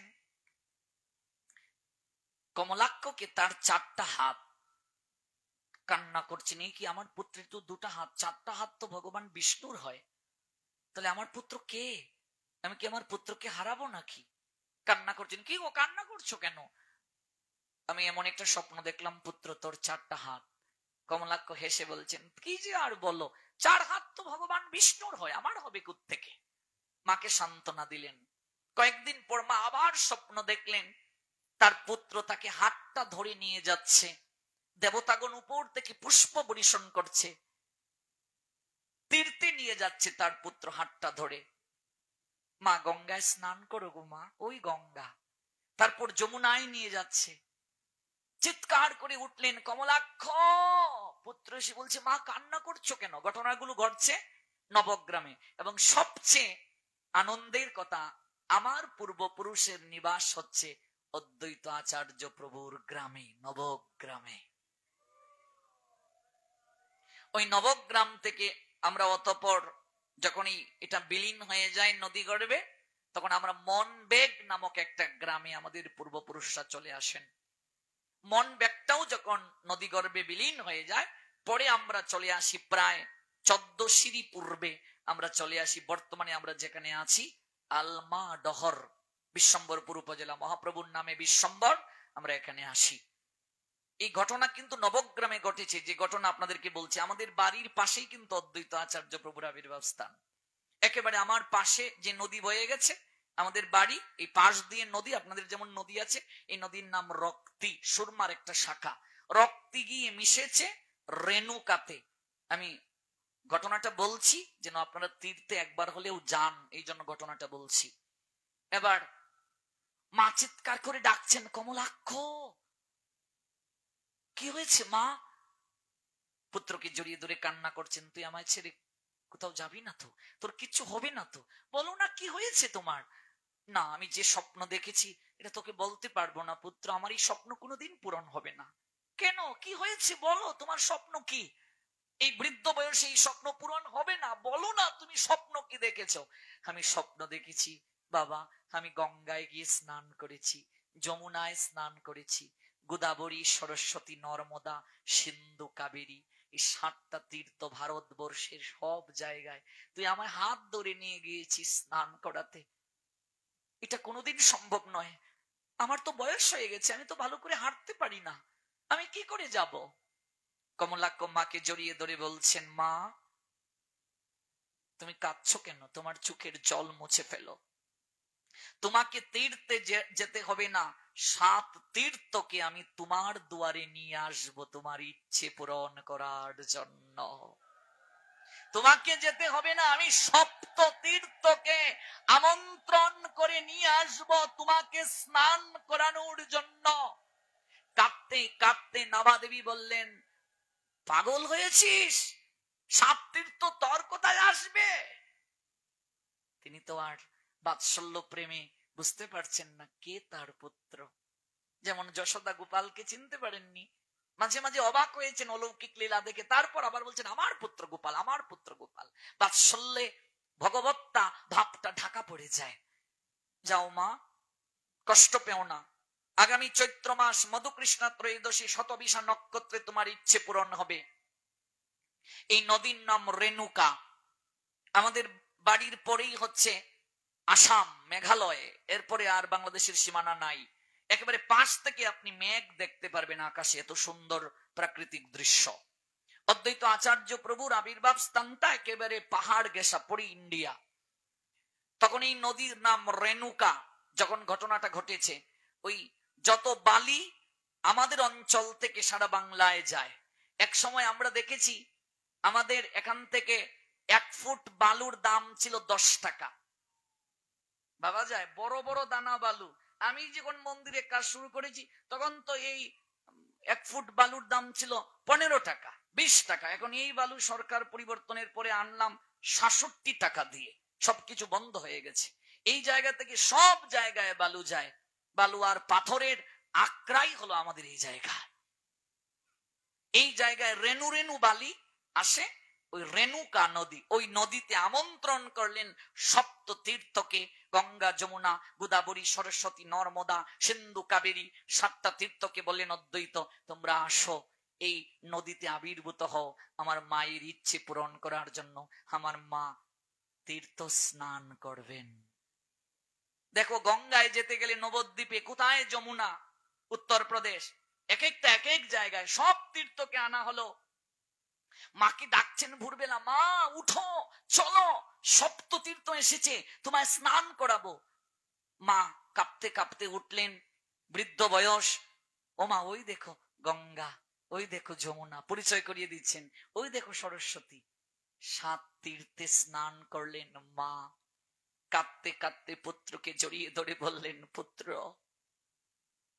কত ভাগ্যের ফলে তোকে আমি পুত্র রূপে প্রাপ্ত হয়েছি বাবা। আমার না হয় পরম সৌভাগ্য, কিন্তু জগতে কত হতভাগিনী আছে যাদের রথ অচল, তীর্থে যেতে পারে না। জগতে কত লোক আছে যাদের অর্থ নেই এত দূরে তীর্থ করার। আমি একা স্নান করলাম, পবিত্র হলাম, আমি যে স্বার্থপর হয়ে যাব রে।